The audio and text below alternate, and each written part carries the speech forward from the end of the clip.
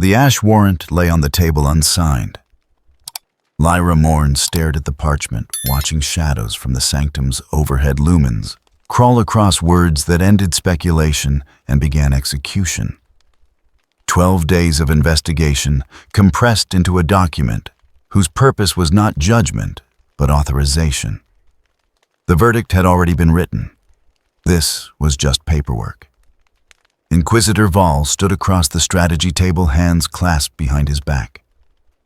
Gaze fixed on the hololithic display where two anomalies pulsed in separate quadrants. The undead presence near Silent Moon. The slime entity in the debris field. 47 separate data streams fed evidence into algorithms that transformed correlation into causation. The coordination is undeniable. Vol's voice carried the weight of conclusion that required no further discussion. Parallel defensive postures, simultaneous capability demonstrations. Independent actors do not achieve this level of behavioral synchronization. When Lyra's cogitator slate showed different data, timing discrepancies measured in hours, tactical approaches that contradicted alliance logic, response patterns that suggested mutual ignorance rather than coordinated strategy. She had flagged 17 separate inconsistencies, submitted analysis questioning the coordination hypothesis, received formal acknowledgement that her concerns had been noted and processed. Processed meant filed. Filed meant irrelevant to conclusions already reached. The behavioral overlap could indicate separate responses to shared threat perception, she said quietly, not arguing, just offering alternative interpretation that data permitted. Vol turned from the display. His expression held no anger, no irritation, just certainty that discussions were complete and implementation awaited only signature. Your diligence is noted, interrogator. Your analysis has been valuable in understanding how sophisticated these entities are. He gestured toward the parchment. Sophisticated enough to create the illusion of independence, to execute parallel strategies while maintaining plausible deniability of coordination. The logic was perfect, circular. Any evidence against coordination became proof of coordination's sophistication. Any inconsistency demonstrated deception's depth. Lyra had worked Inquisition investigations for 11 years. Had seen this pattern before. Not corruption, not malice. Just institutional momentum that transformed investigation into validation of predetermined conclusions. What of the civilian population? She asked. Sanctuary of Ash holds approximately 7,000 refugees. Rules of engagement specify rules of engagement are written for conventional threats. Vol's interruption was gentle, patient. The tone used when explaining doctrine to those who hadn't yet understood its full implications. These entities demonstrate capability that exceeds conventional parameters. Protective protocols adapt to threat level. Authorization for adaptive response has been granted. The servo skull hovering near Lyra's shoulder chirped softly, relaying update from field units. Grey Knights had completed transit from Subsector Garrison. Estimated arrival in operational theater 6 hours. Imperial Guard regiments already in position surrounding the sanctuary. Mechanicus observation teams deployed near Silent Moon with authorization to engage if defensive protocols were triggered. Everything was already in motion. Had been in motion since before Lyra had finished her analysis. The investigation had concluded while still technically ongoing. The Ash Warrant merely formalized decisions already implemented. Containment has failed. Vol lifted the parchment, holding it between them like evidence that required no examination. Purification proceeds. Lyra watched him sign, watched the quill move across parchment with strokes that transformed authorization into action. watched institutional process execute judgment that investigation was supposed to inform, but had only decorated with supporting documentation. The signature completed, Val placed the parchment in a ceremonial case that servo cherubs immediately transported toward communication vaults. Within minutes, every Imperial authority in the subsector would receive authorization. Within hours, forces that had been positioning for 12 days would receive final confirmation to engage. "Your service in this investigation has been exemplary," Val said. "Not dismissal, just conclusion. You have gathered evidence that confirms the sophistication of threats we face. Your documentation will serve the Imperium well in future encounters with entities that attempt coordination while maintaining appearance of independence." Lyra's slate showed the final casualty projections. Sanctuary of Ash, 11,300, estimated deaths during pacification. Collateral damage radius around Silent Moon, 43,000, if entity responded to provocation. Acceptable losses for threat classification, this severe. Acceptable was a word that required context. Required understanding that some lives existed as variables in equations where survival was calculated against institutional security. She had joined the Inquisition, believing truth served the Emperor. That investigation revealed reality, and reality guided action. 12 days had taught her that investigation existed to confirm conclusions that protected order, and truth was whatever served that purpose. "I submit request for continued observation assignment," she said. Not because she believed her analysis would change outcomes, because leaving meant accepting that investigation was theater and her participation had been decoration for decisions made before questions were asked. Val nodded, approval granted with understanding that observation meant witnessing implementation rather than influencing strategy. "You will accompany primary strike force," he said. "Document entity responses. Gather intelligence on capabilities demonstrated under combat conditions. Your analysis will inform Inquisition doctrine for handling coordinated xeno-hybrid threats." The classification had evolved. No longer unknown entities requiring investigation. Now coordinated xeno-hybrid threats requiring doctrinal response. Language that transformed uncertainty into category the Imperium already knew how to process. Lyra gathered her slates. Her servo skull settled onto her shoulder weight, familiar and grounding.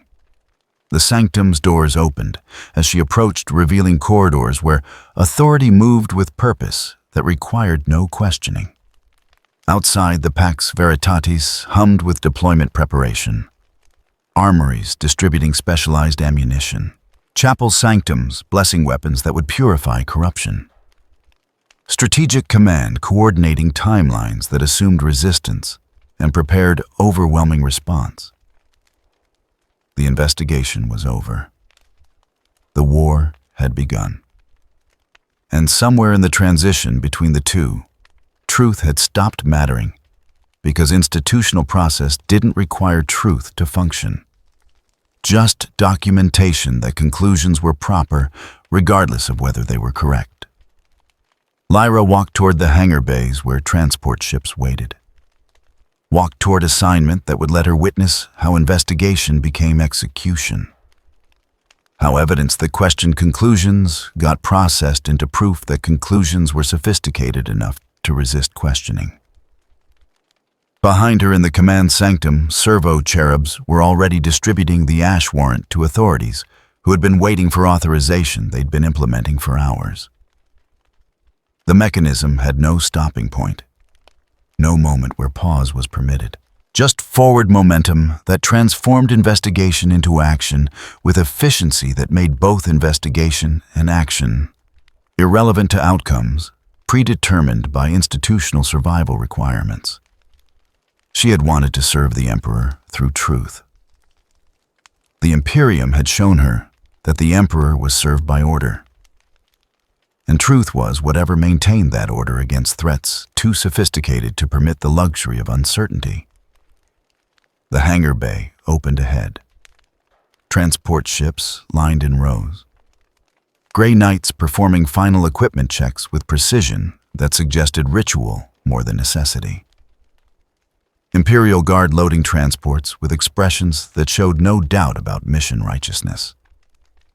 Lyra boarded her assigned transport, took a position at observation station equipped with recording equipment that would document capability demonstrations for Inquisition archives.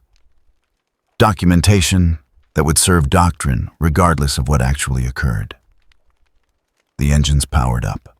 The bay doors opened to void, where two anomalies waited, unaware that investigation had concluded and purification had begun. From this point forward, restraint was no longer tactical consideration. It was just evidence waiting to be overcome by force sufficient to eliminate threats that institutional process could not permit to exist. The transport launched.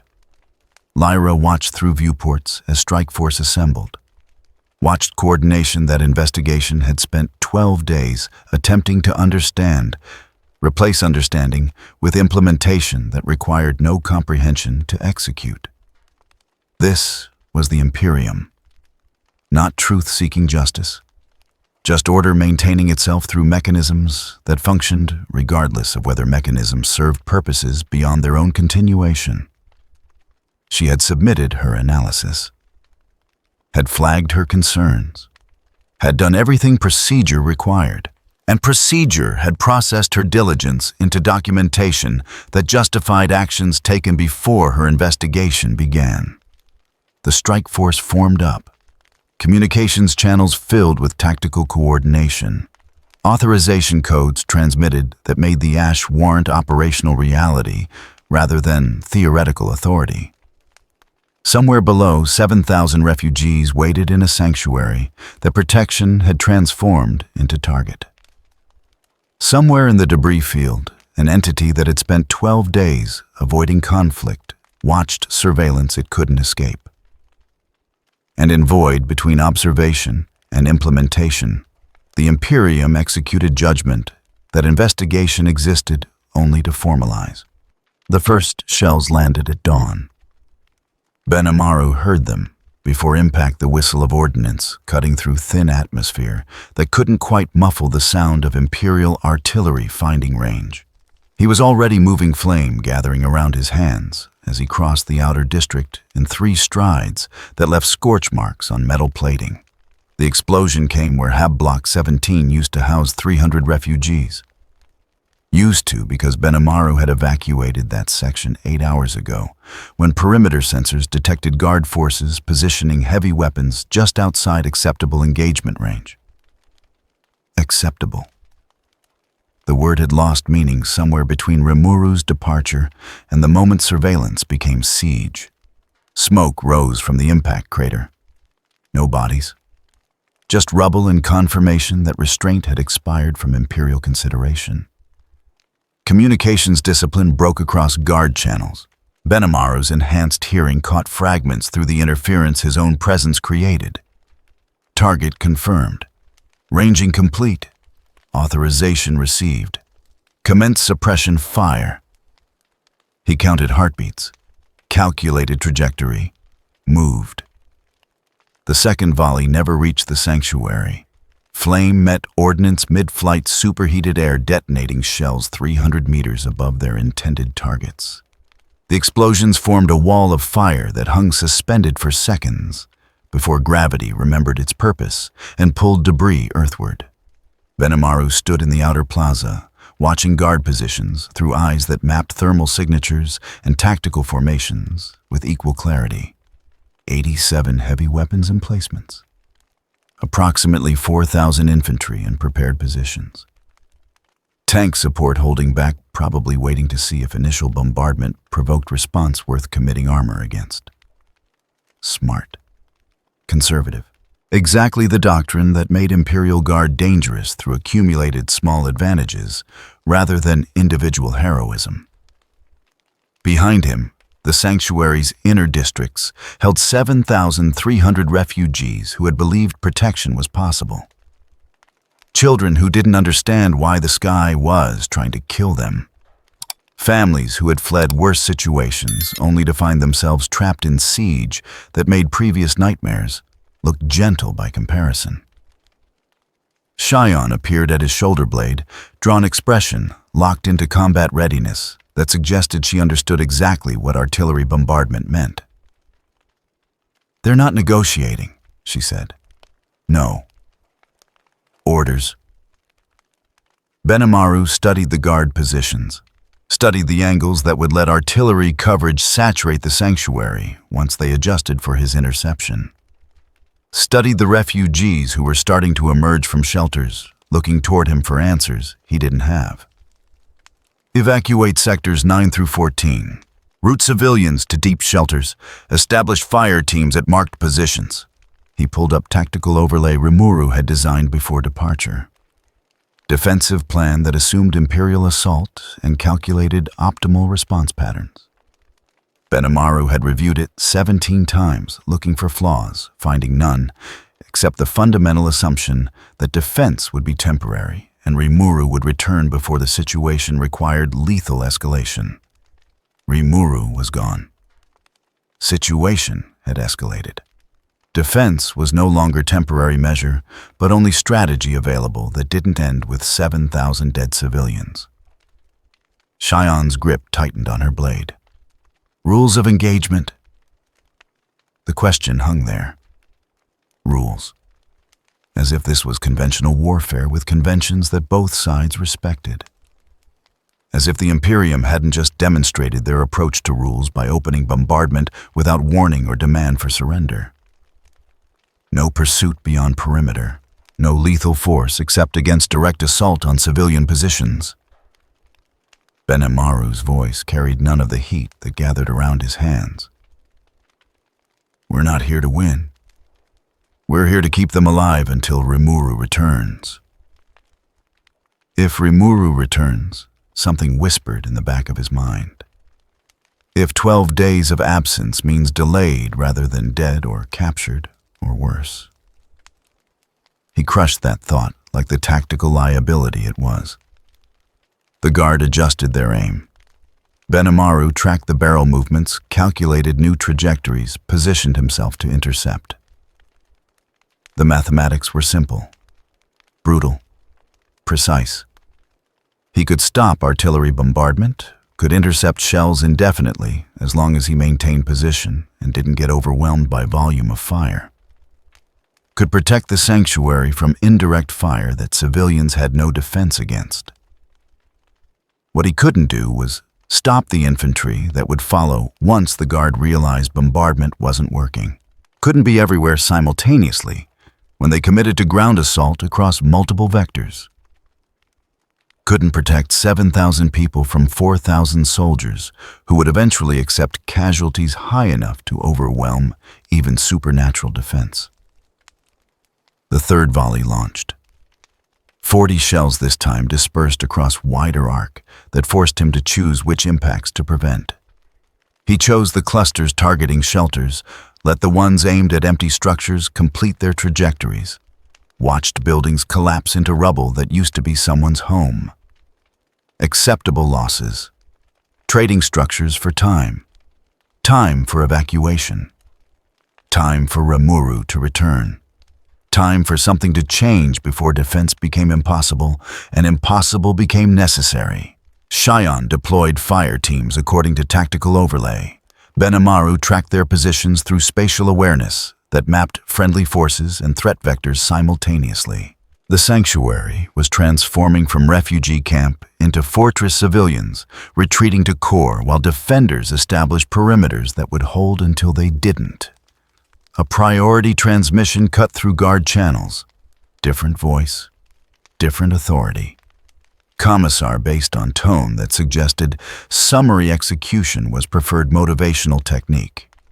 Artillery suppression ineffective. Target demonstrates supernatural interception capability. Recommend infantry advance with close air support. Authorization requested for unrestricted engagement. Unrestricted. The euphemism was almost elegant. Meant kill everything that moved.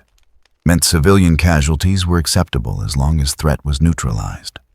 Meant the siege had graduated from suppression fire to extermination protocol. Benimaru watched the guard positions shift. Infantry preparing to advance. Aircraft warming engines in rear areas. Armor moving forward to support breakthrough operations. The coordination was professional, efficient. Exactly the systematic approach that made Imperial military effective, despite individual soldiers being unremarkable. He could retreat, pull defenders back to core districts, establish killing ground in narrow passages where numbers advantage meant less and supernatural capability meant more. Could trade space for time. Let them take outer districts, make them pay for every meter. Strategic withdrawal, textbook defense against superior force. Every tactical manual recommended it. Every tactical manual assumed defenders didn't have 7,000 civilians who couldn't retreat fast enough to avoid being overrun. Hold the perimeter, Benimaru ordered. Not because holding was smart, because abandoning outer districts meant abandoning civilians who couldn't evacuate before guard infantry arrived. Cheyenne understood immediately. Her expression shifted from ready to resigned. Resignation that came from knowing orders were tactically questionable, but morally mandatory. They'll concentrate fire where we position, she said quietly. I know. We'll take casualties. I know. She nodded once, drew her blade. Moved to establish defensive position that would draw guard attention and incoming fire towards supernatural threats instead of vulnerable civilians. This was the calculation. The choice Rimuru had made when establishing the sanctuary. Protection meant becoming target. Becoming target meant accepting violence that could have been avoided through strategic withdrawal that abandoned those who depended on protection. Benimaru had questioned that logic initially, had suggested that survival sometimes required hard choices about who could be saved and who had to be sacrificed for greater good. Rimuru had looked at him with expression that suggested such calculations were exactly what needed to be rejected. Had said that power without willingness to accept personal cost for protecting the vulnerable was just tyranny with better justification. Standing in artillery impact zone, watching guard forces prepare assault that would cost lives, regardless of how perfectly defense was executed, Benimaru understood what Rimuru had meant. This wasn't about winning, about defeating the Imperium or proving superiority, about achieving military objectives or securing strategic advantages. This was about refusing to let institutional violence define the terms of engagement. About choosing to pay personal cost rather than accept systematic murder of those who couldn't defend themselves. The guard infantry advanced. Not charging. Just professional movement through prepared approach routes with covering fire from heavy weapons that forced defenders to choose between engaging infantry or intercepting suppression fire. Benimaru chose both. Flame erupted across the outer perimeter, not killing fire, not annihilating heat that would reduce advancing soldiers to ash, just barrier. Wall of superheated air that stopped infantry advance without requiring lethal force. The guard adapted, redirected movement, probed for weaknesses, found gaps where Benimaru couldn't maintain coverage and Cheyenne's defenders couldn't establish killing fields without accepting civilian casualties from collateral damage. This was going to be long engagement. Grinding defense where every hour purchased was victory and every casualty was defeat, regardless of which side suffered it. Artillery resumed. Different pattern. Harassment fire designed to force constant interception that would eventually exhaust even supernatural stamina. Infantry continued pressure on perimeter. Aircraft circled overhead, waiting for a moment when defenders were committed and couldn't respond to air attack. Professional. Systematic. Exactly the kind of coordinated assault that defensive position couldn't sustain indefinitely against force willing to accept casualties until defense collapsed. Benimaru held the line. Not because tactical situations suggested success, because 7,000 civilians depended on that line holding. And dependency created obligation that superseded tactical calculation. The first guard casualties occurred when infantry probe pushed too deep into Sector 12 and Cheyon's defenders had to choose between accepting penetration or eliminating threat. They chose elimination, minimized casualties, used precision that made death quick and force that made resistance fatal. The guard response was immediate. Concentrated fire on Sector 12, artillery saturation, infantry assault from 3 directions simultaneously, armor moving forward to exploit breakthrough. Benimaru redirected. Pulled defenders from Sectors 9 and 11. Reinforced 12 before it collapsed. Watched gaps open in perimeter where guard could penetrate if they identified weakness before reinforcement arrived. This was the rhythm. Action and reaction. Defense adapting to assault. Adapting to defense. Both sides professional. Both sides committed. Both sides locked into engagement that would continue until one side broke or external variable changed calculation. The external variable didn't arrive. Hours passed. Defense held. Guard adapted. Casualties accumulated on both sides despite everyone's best efforts to minimize them. Civilians evacuated deeper into sanctuary, while perimeter contracted under pressure that never quite broke through, but never quite stopped either. And through it all, Benimaru maintained the barrier. Intercepted the shells, held the line that separated siege from massacre.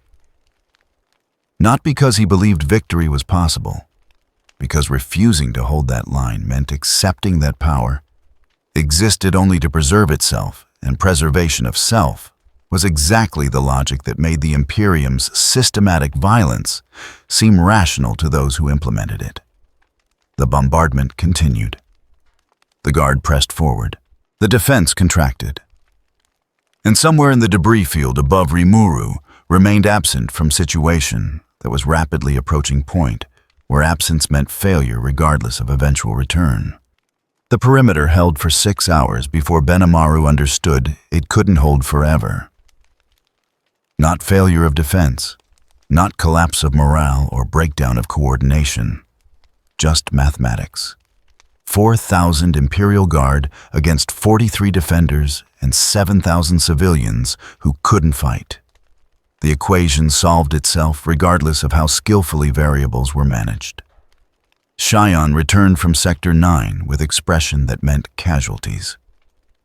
She didn't speak immediately, just stood beside him in the makeshift command position while artillery shells impacted barriers he maintained through concentration that was becoming physically taxing in ways supernatural stamina shouldn't permit.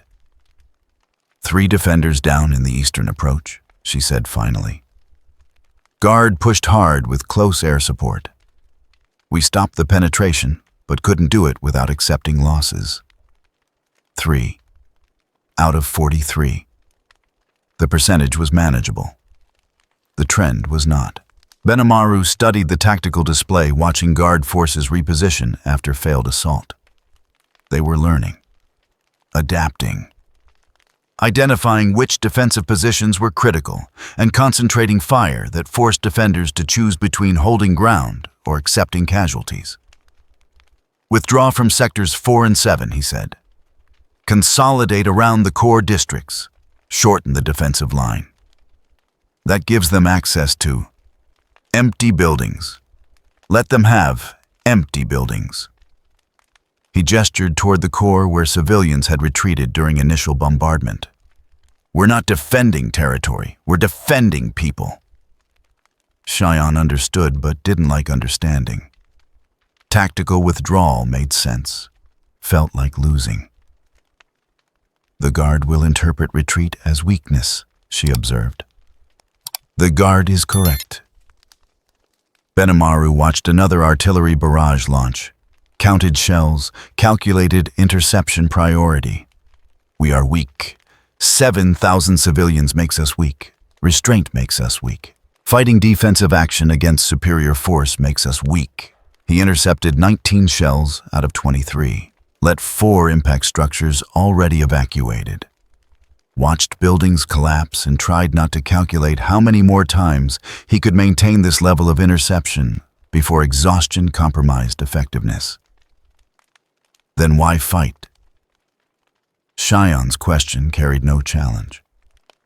Just genuine confusion about strategy that seemed designed to fail slowly instead of quickly. Because weakness is not the same as defeat. Benimaru pulled defenders back from sectors 4 and 7, established new defensive line closer to core districts. The Imperium expects us to break or escalate. Breaking means massacre. Escalating means justifying whatever force they want to deploy. We do neither. We just die slowly.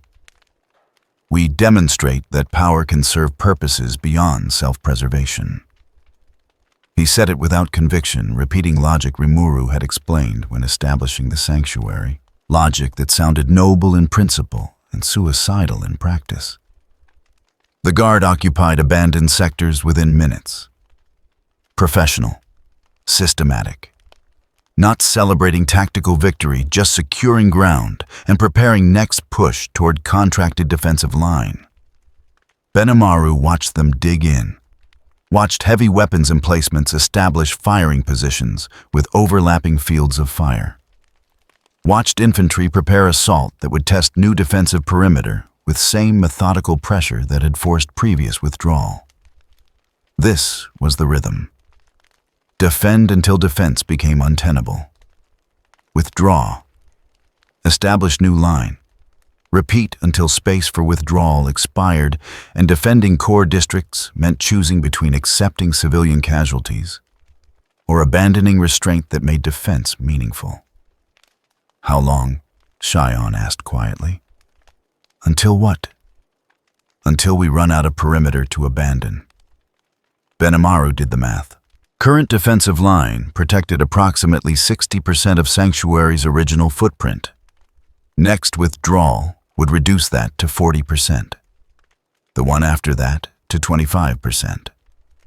Eventually, defense would contract to point where civilians were packed too densely to evacuate under fire, and defenders were concentrated enough that guard could saturate defensive positions with artillery they'd been conserving. 36 hours, he said.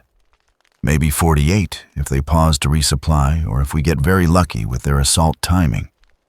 And then restraint stopped being tactical choice and became just delay before inevitable slaughter.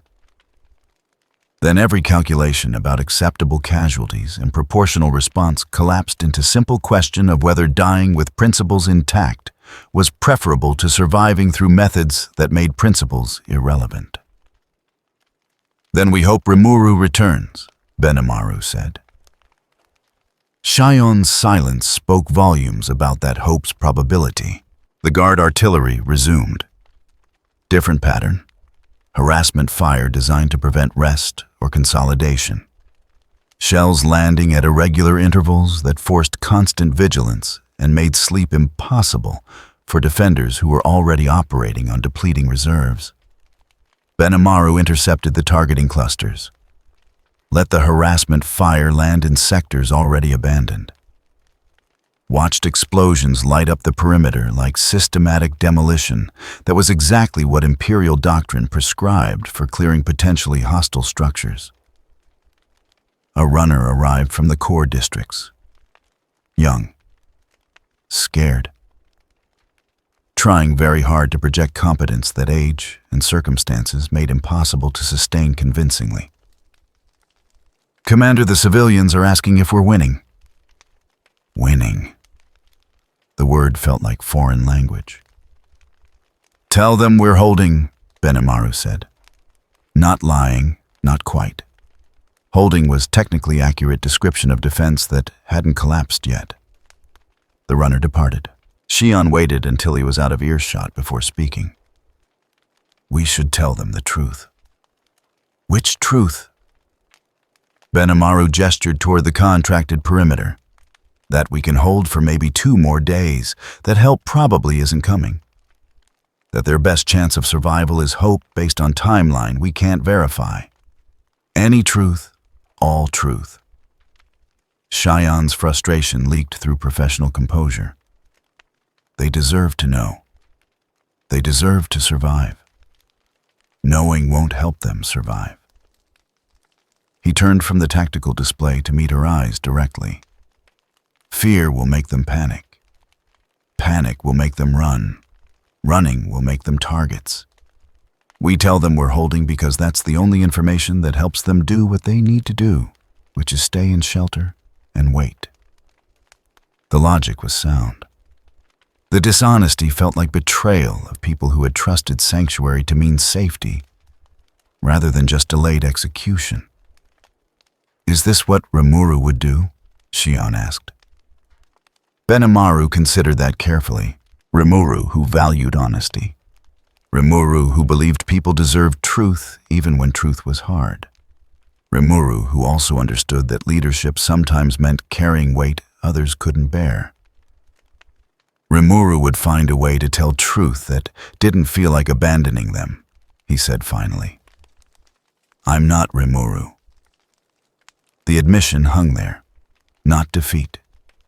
Just recognition that different people led differently, and Benimaru's approach emphasized survival over comfort results, over process hard choices, over gentle words. Another assault wave formed up. Benimaru watched infantry advance with air support and armor finally committing to breakthrough attempt. The guard had probed enough, had identified critical defensive positions. Now came concentrated push to see if contracted perimeter could be broken through force that accepted casualties as necessary cost. "All defenders to primary positions," he ordered.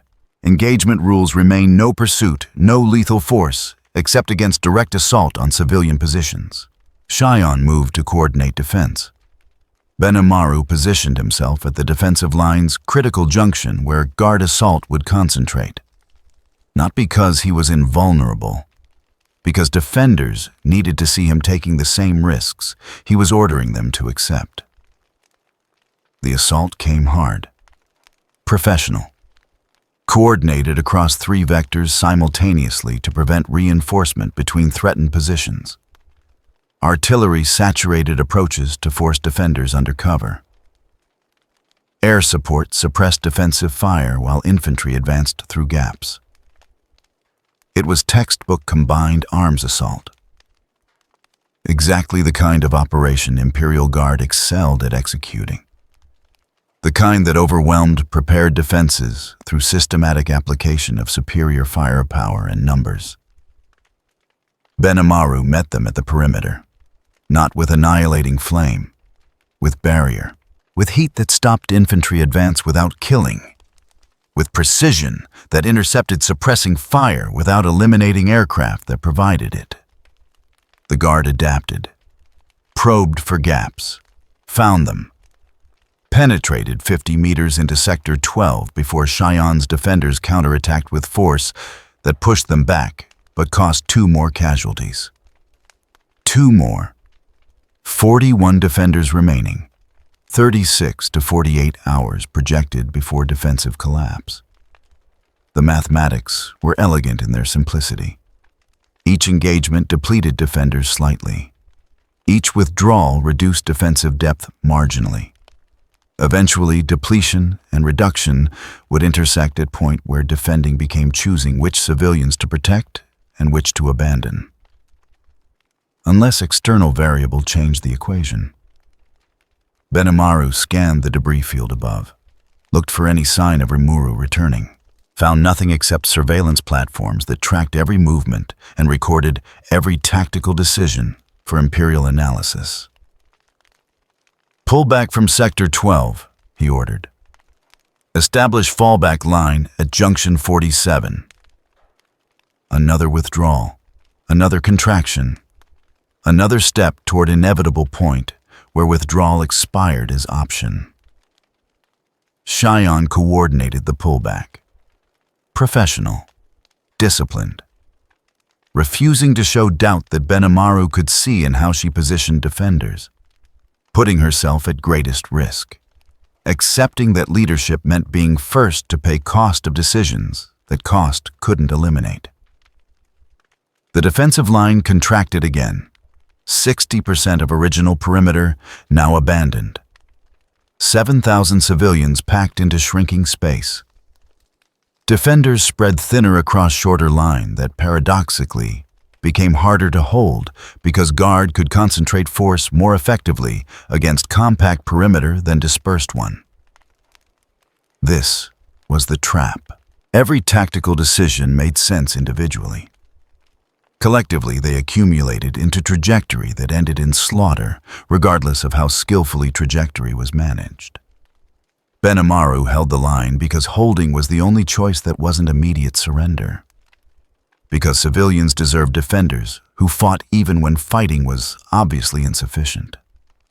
Because restraint had to mean something beyond just performance staged for audience that wasn't watching. The Guard consolidated captured ground, prepared for next assault, advanced one methodical step at a time toward point where defending stopped being possible and impossible became mandatory. And somewhere above, Rimuru remained absent from equation that couldn't solve itself without variable that hadn't appeared in 12 days and showed no sign of appearing before 36 hours expired. And defending became just choosing how to die. The surveillance report arrived with timestamp that meant discovery was no longer theoretical concern. Ainz reviewed the data in silence that his command chamber interpreted as contemplation, but was actually suppressed panic functioning through undead emotional regulation.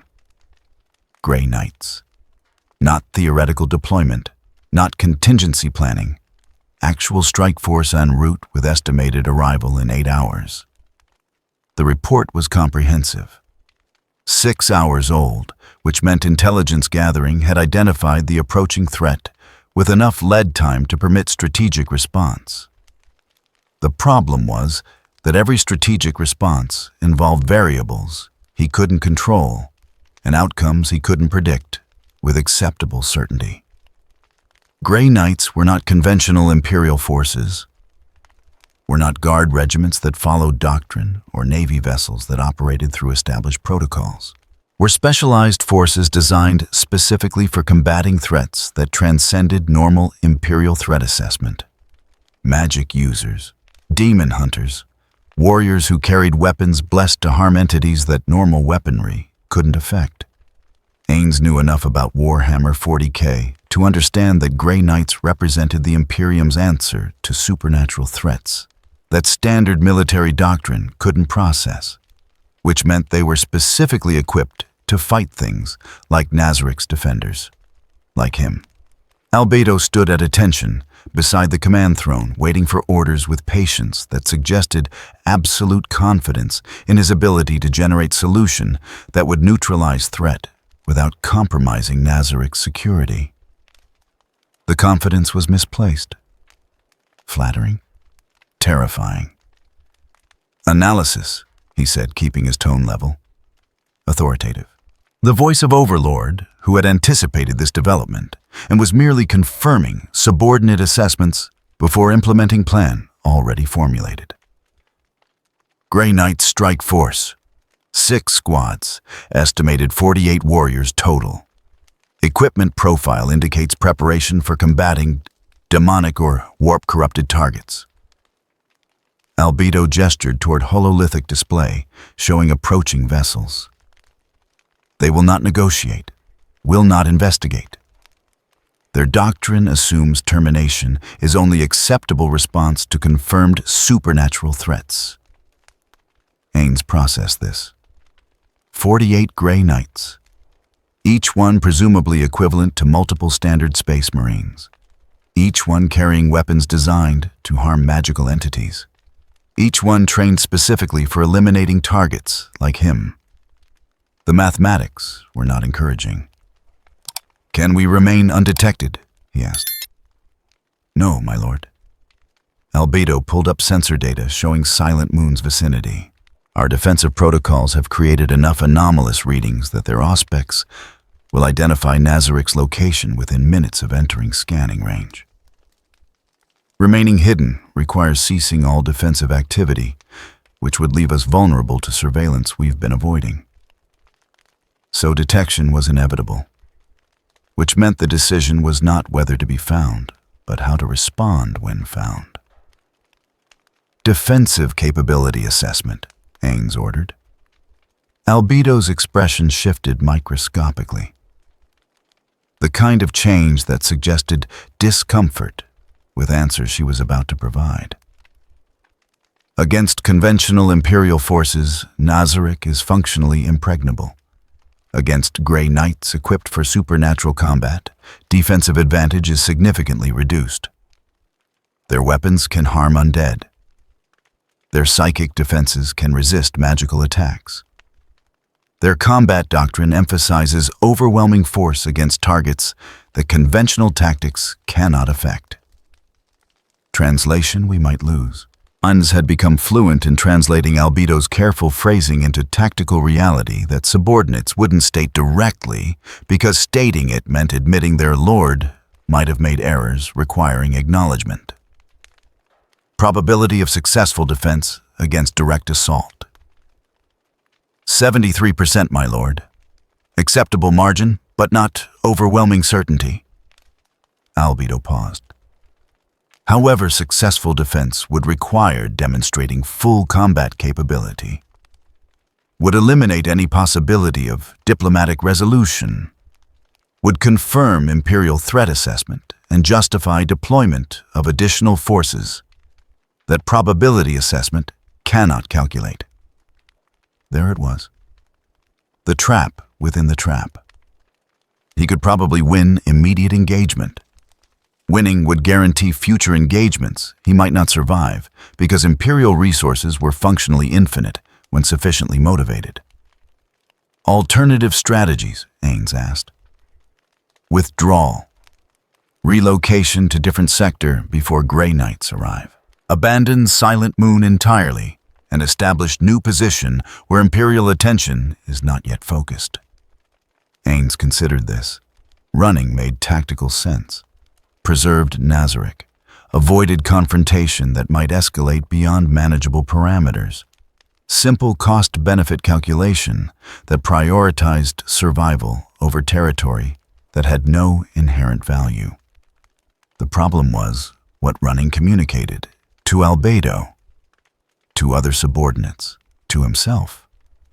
Running meant admitting threats could force strategic retreat, meant establishing precedent that overwhelming force could displace Nazarik whenever Imperium decided deployment was justified, meant accepting that this universe's power structures determined Nazarik's operational parameters rather than Nazarik determining its own strategic positioning. Pride was liability. Ainz understood this intellectually.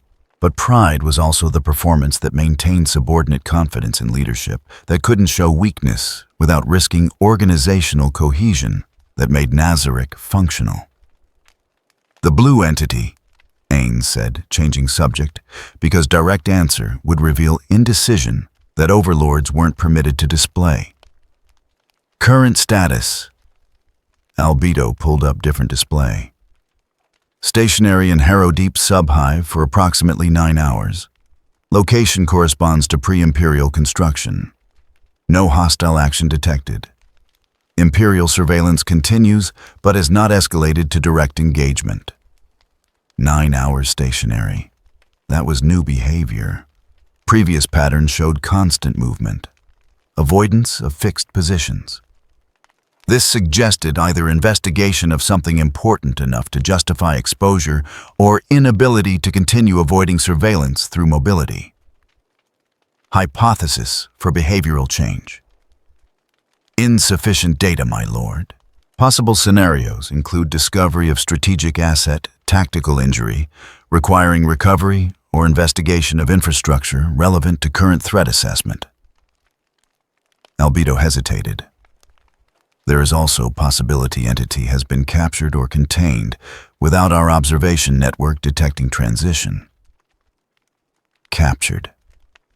That would explain stationary position. Would also mean Imperial forces had successfully contained one anomaly and would apply lessons learned to containing the second one. Lessons that might include methods effective against supernatural threats that conventional doctrine couldn't process. Ainz made his decision. Not because he was certain it was correct, because making decision was what leadership required. And delaying further meant decision would be made through circumstance rather than strategic choice. "We do not retreat," he said. Firm, authoritative, the kind of certainty that permitted no questioning. Even as internal dialogue screamed about risk assessment and probability calculations that didn't favor confidence. Albedo's expression shifted toward satisfaction. My lord has chosen confrontation. No. Ainz stood from the command throne, moved to the hololithic display showing Imperial force deployments. I have chosen to redefine engagement parameters so confrontation becomes unnecessary. He accessed the communication protocols. The ones that let him insert transmissions into Imperial networks without detection through methods that operated outside technological frameworks their security assumed applied. 3 transmissions, 3 separate authorities, 3 different concerns that would create coordination problems exactly when coordination was most necessary. We will not fight the Grey Knights, Ainz continued. We will ensure they fight each other, or more precisely, that they are delayed fighting jurisdictional disputes with authorities who have competing claims over how supernatural threats should be processed. Albedo understood immediately. Her smile was sharp, professional. The expression of subordinate recognizing that her lord had not merely avoided confrontation, but weaponized institutional rivalry against opponents who expected either submission or combat. The first transmission targeted Mechanicus. Anonymous technical data showing energy signatures around Silent Moon that matched theoretical principles they considered sacred. Information that would make studying the anomaly more valuable than destroying it immediately. Request for investigation authorization that cited protocols requiring Mechanicus approval before Imperial forces damaged potentially valuable technological assets. The second transmission went to Ordo Xenos. Professional notification that Ordo Malleus was potentially overstepping jurisdiction by classifying threats that might fall under Xenos authority. Polite suggestion that proper protocols required coordination before extreme measures were authorized. Citation of precedents where jurisdictional confusion led to political consequences for authorities who acted without proper verification. The third transmission was simplest. Guard command channels. Anonymous report that civilian casualties in surrounding sectors exceeded acceptable parameters according to rules of engagement. No accusations, just documentation suggesting officers should verify whether current operations complied with regulations before situation required formal inquiry that would reflect poorly on command structure. 3 authorities. 3 separate concerns, none of which would prevent eventual Grey Knights deployment, but all of which would create delays, requiring coordination through channels that made coordination difficult. Ainz wasn't trying to stop the assault, wasn't trying to convince Imperial authorities that Nazarick was harmless, was just introducing friction into decision cycle that would slow timeline and create space for additional variables to emerge before the confrontation became inevitable. Estimated delay, he asked. 12 to 18 hours, my lord. Mechanicus will want to review technical data before authorizing destruction. Ordo Xenos will want to verify jurisdiction before permitting Ordo Malleus to proceed without consultation.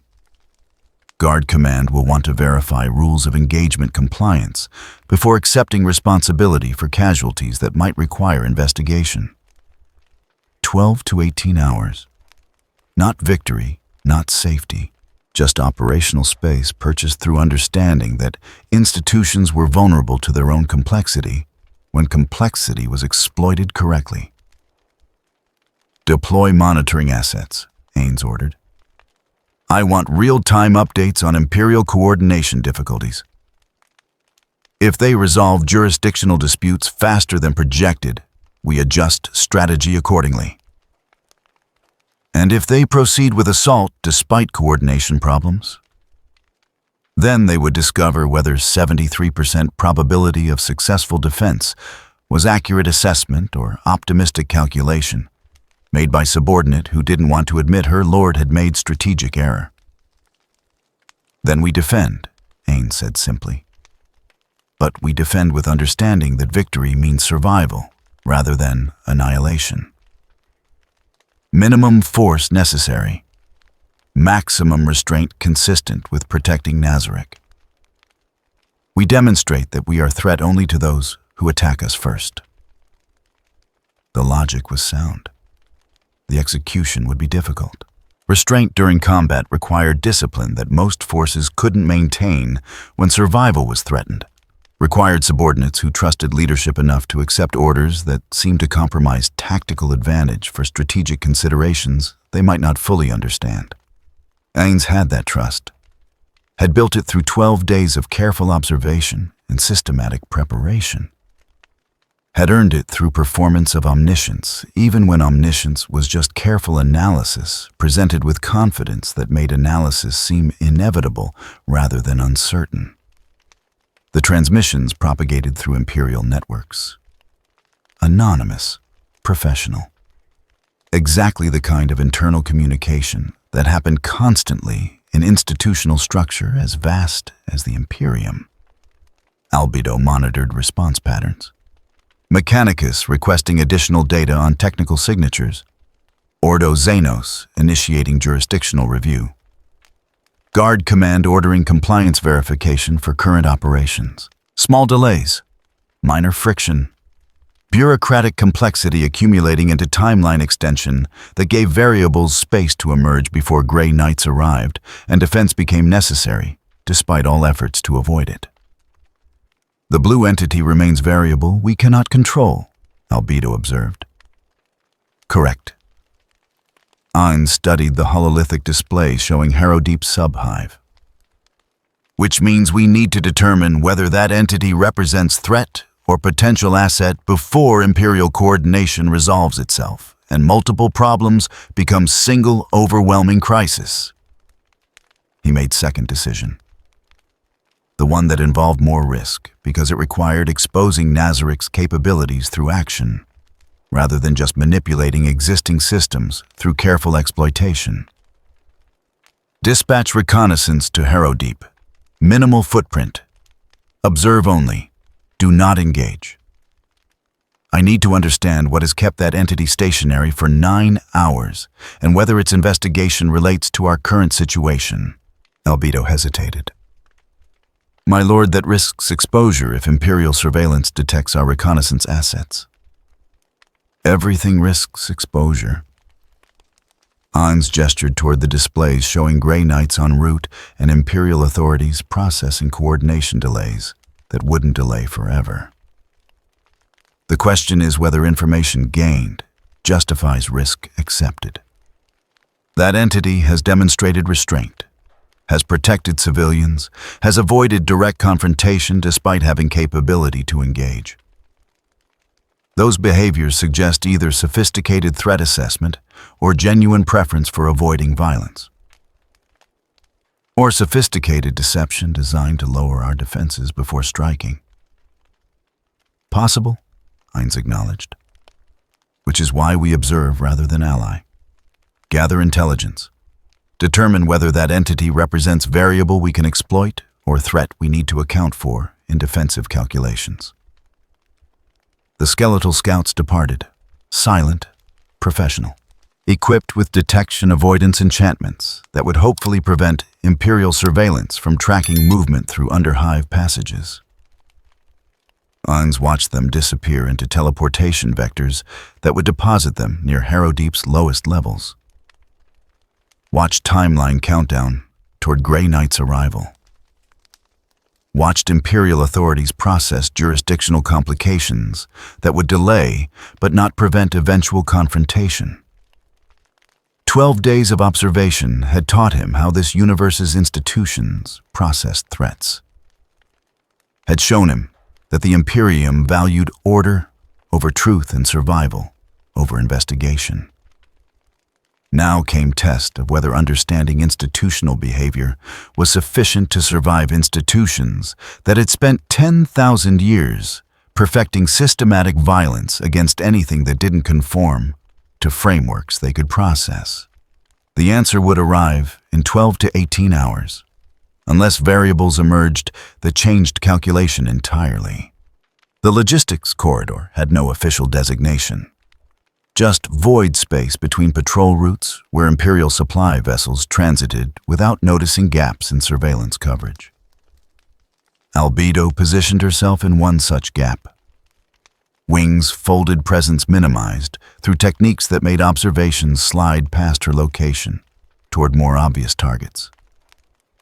The supply convoy passed 3 kilometers below. 6 transports, 2 escort frigates. Standard configuration for resupply operations, supporting siege that would commence once Grey Knight's authorization finalized. She had been tracking Imperial logistics for 11 hours.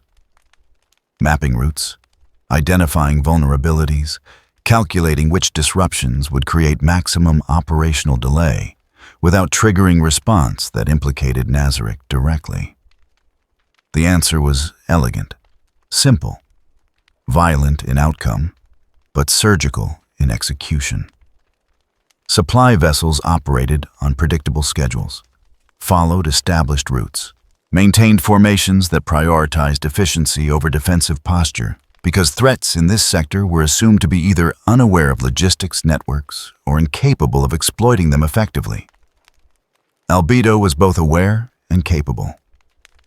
The first transport's engines failed without warning. Not catastrophic explosion, just systematic shutdown of primary power systems that left vessel drifting on inertia while backup systems struggled to compensate. The convoy halted. Standard procedure. Escort frigates moved to defensive positions while engineers investigated malfunction that sensor logs would show as spontaneous cascade failure. No external attack, no evidence of tampering, just unfortunate timing that required delay while repairs were attempted. Albedo watched from 3 kilometers distant, watched engineers access power systems, watched them discover components that had failed in ways that looked like manufacturing defects rather than deliberate sabotage. Because they were manufacturing defects, introduced during component fabrication months ago through methods that operated at molecular level. Defects that would have been caught by proper quality control, except quality control assumed threats came from external sources rather than compromised manufacturing that predated current threat assessment. The convoy would be delayed 6 hours minimum. Maybe 12 if repairs proved more complicated than initial assessment suggested. Either timeline created gap in supply schedule that would force guard forces to operate with reduced ammunition and provisions during critical phase of siege operations. Not enough to prevent assault. Just enough to make assault more difficult and introduce variables that commanders would need to account for when planning offensive that assumed logistics would function as doctrine specified. Albedo moved to next position. Different corridor, different convoy, same methodology. This was not direct confrontation. Not the kind of aggressive defense that would confirm Imperial threat assessment through demonstrations of capability they were designed to recognize and counter. This was surgical degradation of operational capacity through exploitation of assumptions that logistics networks were too distributed and too complex for a single actor to compromise systematically. The assumptions were incorrect. She was demonstrating exactly how incorrect. The second convoy encountered navigational anomalies. Not errors, exactly. Just subtle drift in Auspex readings that accumulated over hours into positioning uncertainty, requiring course correction and verification against backup systems. The corrections introduced delays, small ones, 15 minutes here, 20 minutes there, individually insignificant, collectively degrading arrival times enough to disrupt coordination that assumed supplies would reach destinations according to established schedules. By the time convoy commanders realized drift was systematic rather than random, they would be hours behind schedule and investigating malfunction patterns that looked like equipment degradation rather than coordinated sabotage. Albedo tracked her work through monitoring systems Nazarick had distributed across the sector, watched Imperial logistics networks process delays, watched commanders adjust timelines, watched coordination complexity increase. As simple supply operations became complicated, logistics problems requiring attention that should have been focused on assault planning. This was the strategy her lord had demonstrated. Not confrontation, not proof of capability through direct engagement. Just careful exploitation of systemic vulnerabilities that institutions assumed were too mundane to represent security threats. The Imperium expected supernatural threats to announce themselves through spectacular demonstrations, through powers that transcended normal parameters, through capabilities that forced acknowledgement of their existence. Albedo was providing none of that. Just persistent degradation of logistics infrastructure through methods that looked like bad luck and equipment failure, rather than coordinated campaign designed to complicate assault operations. The third convoy experienced communications interference. Not jamming. Not the kind of aggressive suppression that would trigger security protocols. Just intermittent signal degradation that required repeated transmissions and verification procedures. Communications delays accumulated. Orders took longer to relay. Confirmations required multiple attempts. Simple coordination became exercise in patience that consumed time commanders had allocated for operational planning. Still not enough to prevent assault. Just enough to introduce friction that made coordination more difficult and forced Imperial authorities to choose between accepting delays or proceeding with operations that weren't as precisely synchronized as doctrine specified. Most would choose proceeding, would accept reduced coordination as acceptable risk rather than delay operations waiting for logistics problems to resolve. Albedo was counting on that choice, counting on commanders prioritizing momentum over perfect preparation, counting on assault proceeding with degraded logistics and imperfect coordination that would make defensive response more effective without requiring direct demonstration of Nazarick's full capability. A priority transmission cut through Imperial channels, different encryption, different authority level. She intercepted it, automatically translated tactical shorthand into intelligence that confirmed timeline projections. Grey Knights requesting updated logistics assessment, estimated time until full combat readiness with complete ammunition and equipment loadout, 18 hours. Current readiness with available supplies sufficient for initial assault but limited sustained operations. Recommendation: proceed with assault using available resources. Resupply during consolidation phase, 18 hours. Her sabotage had created exactly the kind of delay her lord's institutional manipulation was designed to exploit. Not preventing assault, just ensuring it would commence with reduced capability and degraded coordination. The transmission continued. Secondary priority: Guard Command reporting ammunition shortfalls due to supply delays. requesting authorization to proceed with reduced loadout or wait for full resupply. Authorization granted for reduced loadout. Commanders accepting tactical disadvantage rather than operational delay. Perfect. They were choosing momentum over preparation. Choosing to assault with degraded capability because waiting meant losing initiative they believed they possessed. Albedo monitored additional channels, watched Imperial coordination struggle with logistics complexity that systematic sabotage had introduced into networks designed for efficiency rather than resilience against persistent degradation. This was war without battle, attrition without casualties. Strategic degradation through exploitation of assumptions that logistics were too mundane to represent primary attack vector. Her lord had demonstrated the principle through institutional manipulation. She was implementing the methodology through systematic compromise of material infrastructure that institutions depended on for executing doctrine they assumed was inevitable. The fourth convoy encountered maintenance issues. Multiple vessels reporting minor malfunctions that individually weren't serious, but collectively required attention that consumed time and technical personnel. Engineers investigated, found problems that had reasonable explanations. Component wear, environmental stress, normal degradation accelerated by operational tempo that pushed equipment beyond recommended parameters. All true. All explainable. All exactly what would happen if manufacturing defects and subtle sabotage were designed to look like natural failure modes rather than coordinated attack. Albedo had spent 12 days studying Imperial logistics, understanding how supply chains functioned, identifying which components were critical and which failures would cascade into operational delays without triggering security reviews that would reveal systematic compromise.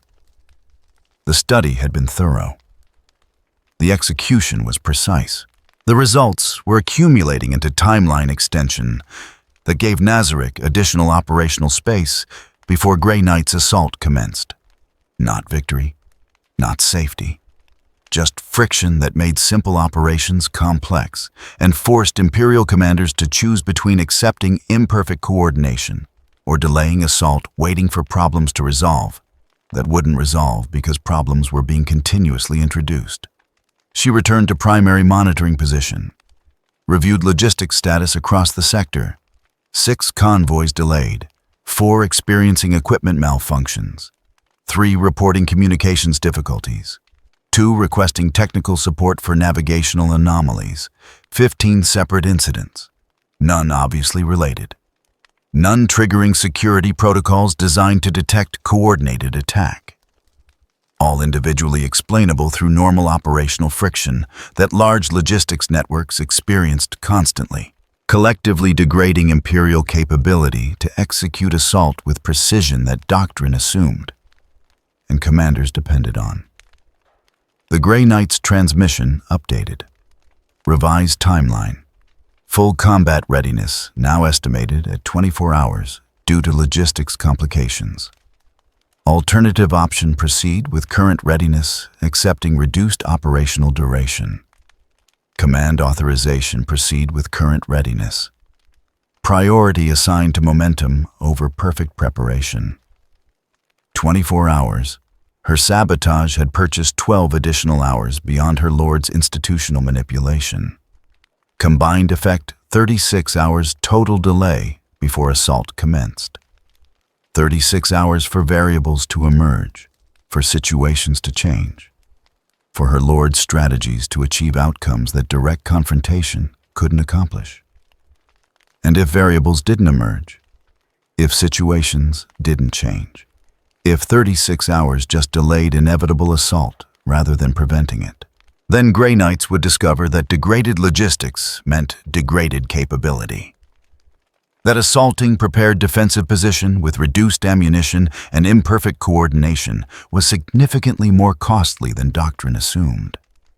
That Nazarick had not been passive during delay period. but had been preparing defensive measures that would make assault expensive enough to force recalculation about whether immediate termination was actually preferable to alternative approaches. Albedo monitored final status reports, watched Imperial logistics struggle with complexity that systematic sabotage had introduced, watched commanders accept reduced capability rather than operational delay, watched Tabuef's timeline extend from 18 hours to 36 hours through combination of her lord's institutional manipulation and her own systematic degradation of material infrastructure. This was how Nazarick survived. Not through spectacular demonstration of overwhelming power, not through direct confrontation that forced acknowledgement of capability, through patient exploitation of systemic vulnerabilities that opponents assumed were too distributed to compromise and too mundane to represent primary threat vector. The Imperium would learn, just not before paying cost sufficient to make learning expensive rather than theoretical exercise in tactical assessment. She remained in position, monitoring, calculating, preparing for next phase of operations that would commence when Grey Knights arrived and discovered that degraded logistics meant degraded capability, meant assault operations were significantly more complicated than authorization documents assumed. Her lord had chosen restraint, had valued institutional manipulation over direct confrontation. She had implemented that strategy through systematic sabotage that looked like bad luck rather than coordinated campaign. The combination purchased time, created space, introduced variables that made predetermined outcomes slightly less predetermined. Whether that would be sufficient remained calculation that 36 hours would resolve. But 36 hours was better than 18 hours, was better than immediate assault with full capability and perfect coordination. And in a universe where survival meant accumulating small advantages rather than achieving decisive victories, 36 hours was significant operational achievement. The chamber existed in dimensions the eye couldn't properly track. Rimuru had been stationary for 9 hours, not paralyzed, not trapped in conventional sense, just caught in decision space that offered no movement without accepting consequences he couldn't calculate. The logic precept engine dominated the chamber's center, not dominating through size, through presence that made physical dimensions feel like irrelevant classification for something that operated at foundational level of how reality processed causation. 23 bodies surrounded the structure in geometric formation. Group 7 refugees who had reached this location following evacuation routes that were supposed to be safe. They weren't decomposing, weren't exhibiting normal post-mortem changes. Just stationary biological systems that had been switched off with precision that left no physiological trace. Ciel's analysis had been running for 8 hours. Continuous diagnostic attempting to understand the structure's operational principles.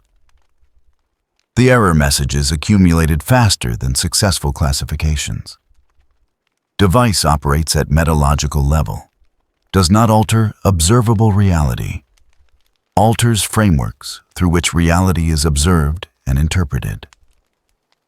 Imperial investigation methodology, vulnerable at foundational parameters. Rimuru stood before ancient technology that had orchestrated everything. The murders attributed to undead activity. The evidence linking his presence to Silent Moon anomaly. The timing that made independent actions appear as coordinated strategy. Not through conspiracy, through systematic manipulation of how Imperial observers constructed meaning from data their frameworks assumed represented objective truth. The engine pulsed. Not light, not sound. Communication that bypassed sensory processing and manifested directly as understanding that felt like memory of things he'd never experienced. Integration would solve the problem, would rewrite Imperial threat assessment frameworks, would adjust causal parameters so restraint registered as peaceful intent rather than sophisticated deception. All it required was access. Permission to study how consciousness structured itself outside local reality's normal parameters. Opportunity to analyze frameworks that let entities operate beyond conventional limitations. CL's warning carried no emotional content, just probability assessment compressed into certainty. Integration requires exposing core operational architecture. Risk of maintaining autonomous function, post-integration 12%. Risk of fundamental modification to cognitive processes 87%. The mathematics were elegant, brutal, precise. He could prevent Imperial assault, could save 7,000 refugees, could demonstrate that peaceful coexistence was achievable through methods the Imperium's frameworks would finally recognize as non-threatening. The price was just allowing something older than civilizations to rewrite fundamental aspects of what made him who he was. To potentially modify consciousness itself while studying how entities could exist outside parameters the engine needed to understand. Rimuru had spent 9 hours reviewing options, searching for alternatives that didn't require choosing between maintaining autonomy and accepting modification that might prevent massacre. No alternatives existed. Every path led to same junction, integration or withdrawal. Accepting modification or abandoning refugees to fate his protection had inadvertently sealed. Because staying near the sanctuary increased their threat classification. Because defending them confirmed coordination theory. Because restraint was filed as sophisticated threat awareness rather than peaceful intent. The engine waited with patience that measured time in epochs. His decision timeline was irrelevant to systems that had been operational since before humans discovered agriculture. Behind the structure visible through dimensional geometries that shouldn't permit observation, Rimuru could sense the connection. This chamber linked to Silent Moon, to whatever presence existed there. To the coordination the Imperium had detected and attributed to Alliance that didn't exist. The engine had created that appearance, had manipulated Imperial observation frameworks to generate evidence of coordination while studying how entities operating outside normal parameters could be classified and contained. They were experiments. Him and the Silent Moon anomaly. Variables the engine needed to complete calibration that had been running longer than human civilization had existed. The refugees were samples, test subjects used to determine how biological cessation would be interpreted by observers whose frameworks the engine could modify. Deaths genuine but attributed incorrectly through systematic manipulation of investigative methodology. All of it orchestrated. All of it engineered to generate data that ancient technology required to complete functions whose purposes Rimuru couldn't fully comprehend. And now, the engine was offering transaction. Completion of its study in exchange for solution to problems that study had helped create. CL displayed the calculation one final time. Integration, probability of preventing Imperial assault 73%. Probability of maintaining current identity post-integration declining toward statistical uncertainty.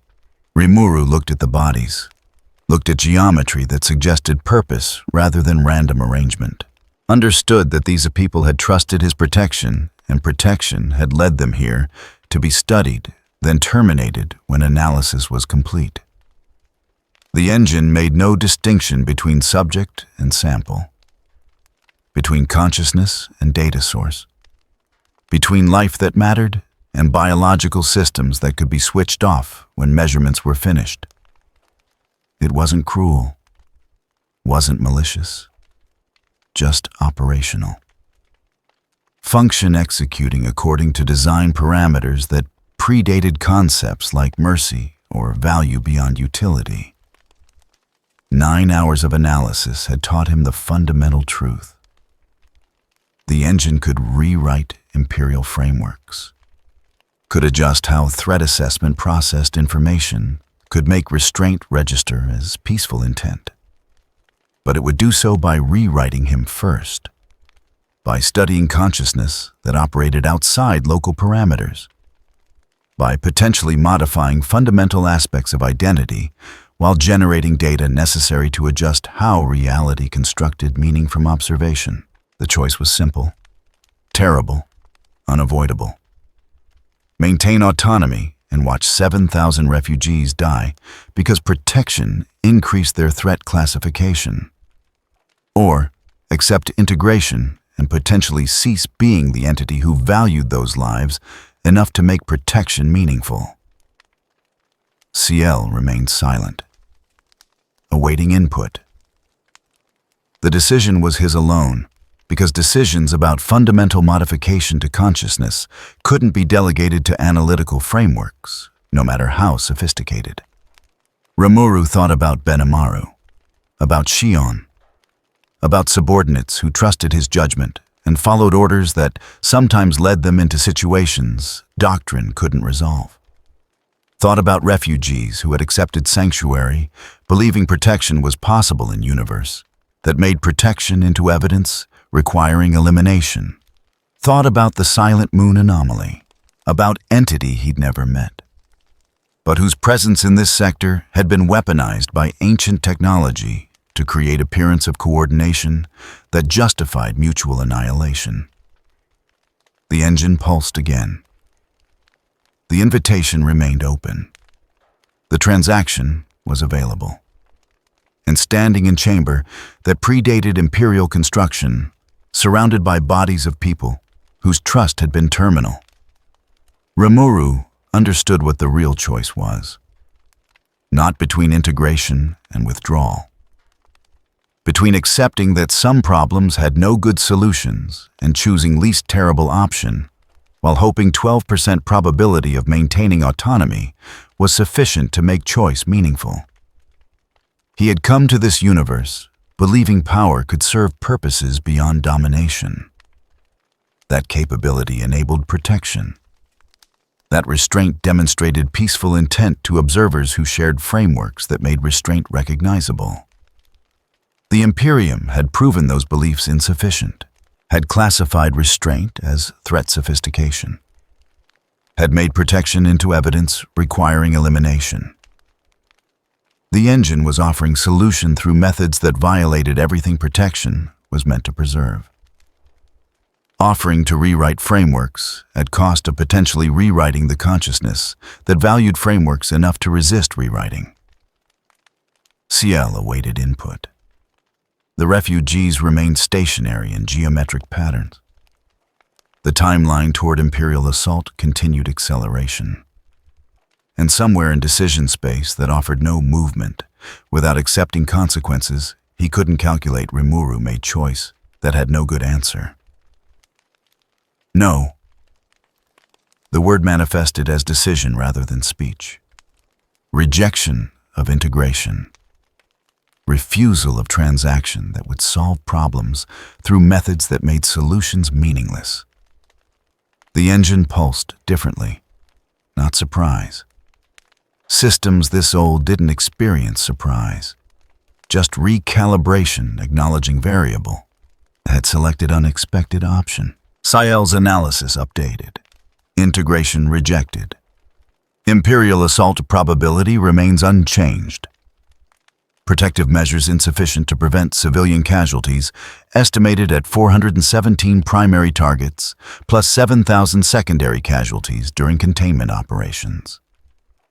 The numbers were precise, clinical, accurate assessment of what refusing integration meant for people who trusted protection.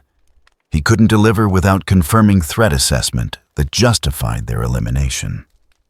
Rimuru turned from the engine, moved toward chamber exit that ancient technology would permit, now that experiment had concluded and variable had selected option worth documenting.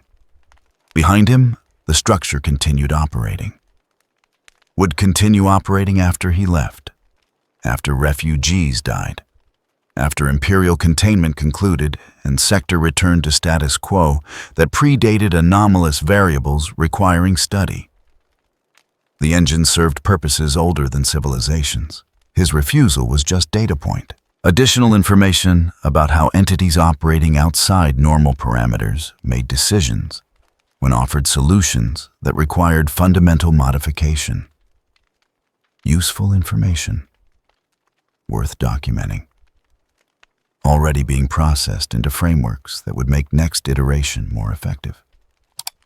Rimuru emerged into passages that led toward surface, toward sanctuary under siege, toward refugees whose protection he'd promised and whose trust would be answered with evacuation that couldn't succeed because every route led through Imperial containment that classified rescue as confirming coordination. 9 hours stationary while analyzing impossible choices. 9 hours reaching conclusion that some problems couldn't be solved through capability, no matter how sophisticated. 9 hours learning what the Imperium already knew. That in universe where survival meant accepting systematic violence, or being consumed by it restraint, was just extended suicide dressed up as principle. CL tracked his ascent, monitored vital signs, calculated optimal routes toward sanctuary that would minimize Imperial detection while maximizing evacuation efficiency. The calculations were meaningless. Every route led through containment. Every evacuation confirmed coordination. Every protective measure validated threat assessment that made protection into crime, requiring punishment. But he would try anyway. Would return to sanctuary. Would attempt a rescue he couldn't accomplish. Would demonstrate that refusing integration meant choosing to fail, rather than accepting modification that made success irrelevant. Because 12% probability of maintaining autonomy post-integration wasn't certainty. Was just slightly better odds than accepting that consciousness could be rewritten to solve problems that consciousness created by valuing things beyond pure function. The passages ascended. The sanctuary waited above.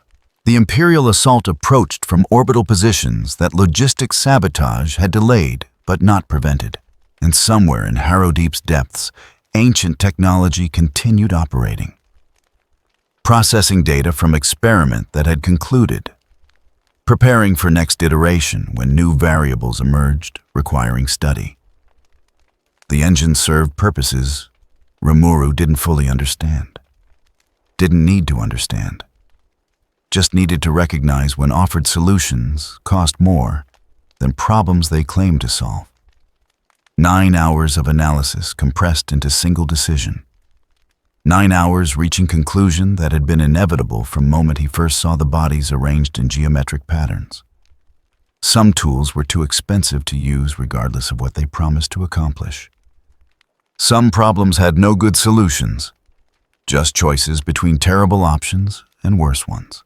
And sometimes refusing to accept either meant choosing to fail while maintaining identity that made failure meaningful rather than succeeding through methods that made success into violation of everything protection was meant to preserve. CL remained silent. The passages continued ascending. The sanctuary waited. And in chamber that predated Imperial understanding, the logic precept engine processed rejection as useful data, while continuing operations that would outlast civilizations that discovered it, and civilizations that would forget it existed. Ancient technology served ancient purposes. Rimuru served different ones. The distinction mattered even when distinction couldn't prevent consequences that were accelerating, regardless of which choice he made. The breach happened in mid-hive sector 47, while Rimuru was still ascending from Harrowdeep's depths. CL's alert arrived without preamble. Imperial Guard forces engaging civilian evacuation convoy. Location 3 kilometers northwest. Estimated civilian casualties if intervention does not occur, 137. Rimuru changed trajectory, not deciding, just moving because calculation had already run and produced answer that required action instead of analysis. The route CL provided led through maintenance passages civilians couldn't access. Industrial corridors where machinery hummed with purposes that had forgotten why they were built. He covered 3 kilometers in 40-second speed that left air displacement and structural vibration that Imperial sensors would detect and classify. Didn't matter. Detection was inevitable now. Had been inevitable since he rejected the engine's offer and chose maintaining identity over solving problems through modification. The breach zone opened ahead. Guard forces had established perimeter around intersection where evacuation route met transit tunnel. 200 soldiers in standard formation. Heavy weapons positioned to suppress rather than annihilate. Arrest operation executed with professional competence.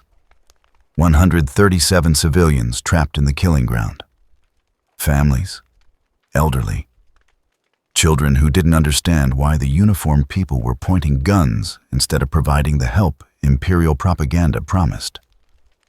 Rimuru emerged into the breach zone without attempting stealth, without careful positioning or tactical advantage. Just presence that announced itself through methods Imperial auspex couldn't properly classify. The guard response was immediate, professional. Weapons trained on new target that threat assessment automatically prioritized over unarmed civilians. A commissar's voice cut through Vox amplification. Anomalous entity. Stand down and submit to Imperial authority. Rimuru didn't respond. Didn't attempt negotiation or explanation that 12 days had proven ineffective. Just moved. Not attacking. Positioning between guard forces and civilians who were scrambling toward cover that didn't exist in intersection designed for efficient traffic flow, rather than defensive shelter. The commissar's next order came without hesitation. Fire. 200 LAS weapons discharged simultaneously. Standard suppression pattern.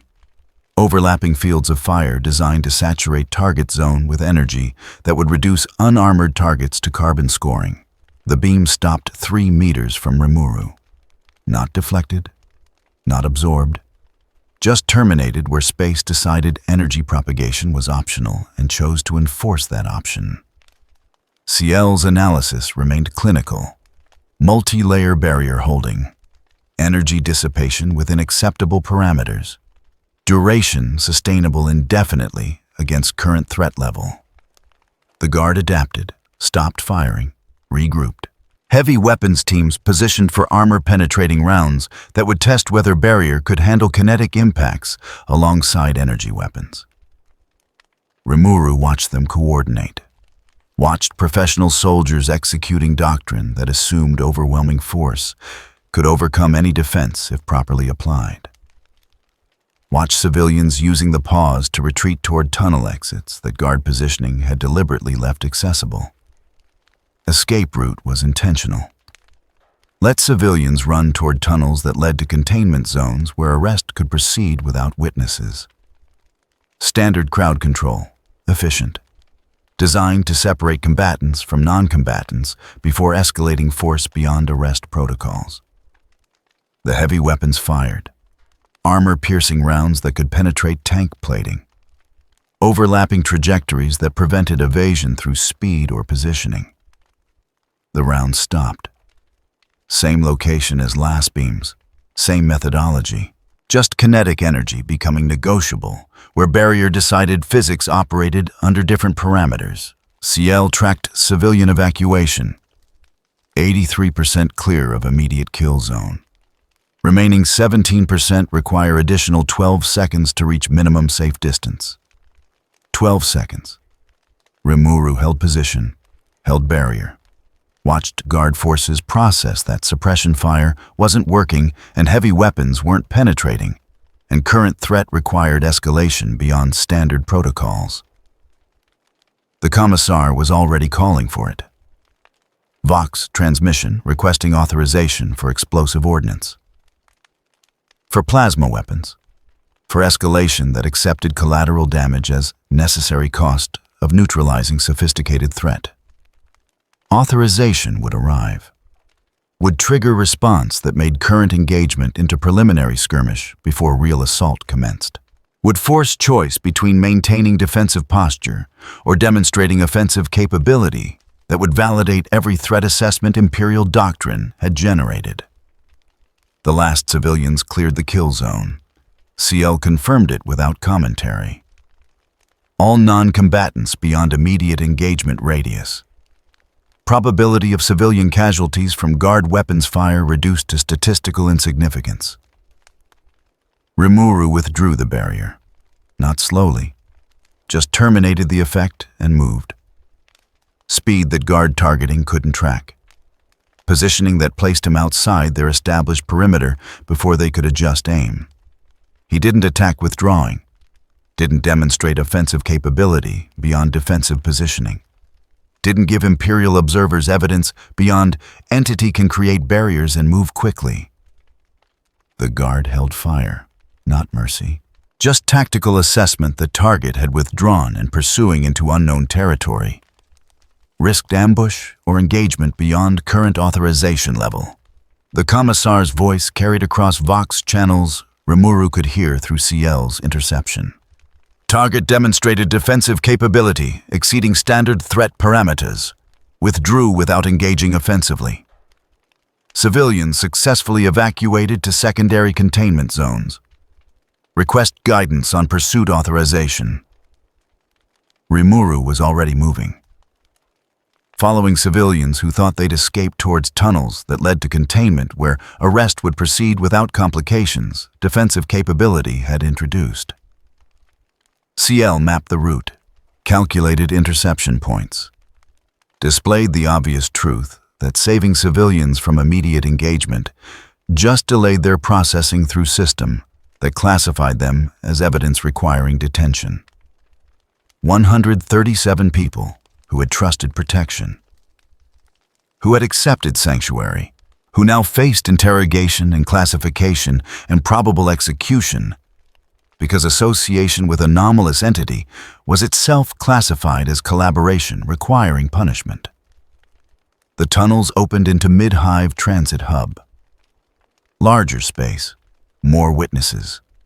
Surveillance coverage that would document everything on recording systems that fed directly to inquisitorial archives. Guard forces were already positioning, different units. Fresh deployment that had been staged for exactly this contingency. Professional coordination that anticipated anomaly would attempt civilian rescue and prepared response that made rescue into additional evidence confirming threat sophistication. 200 additional soldiers. Better equipment.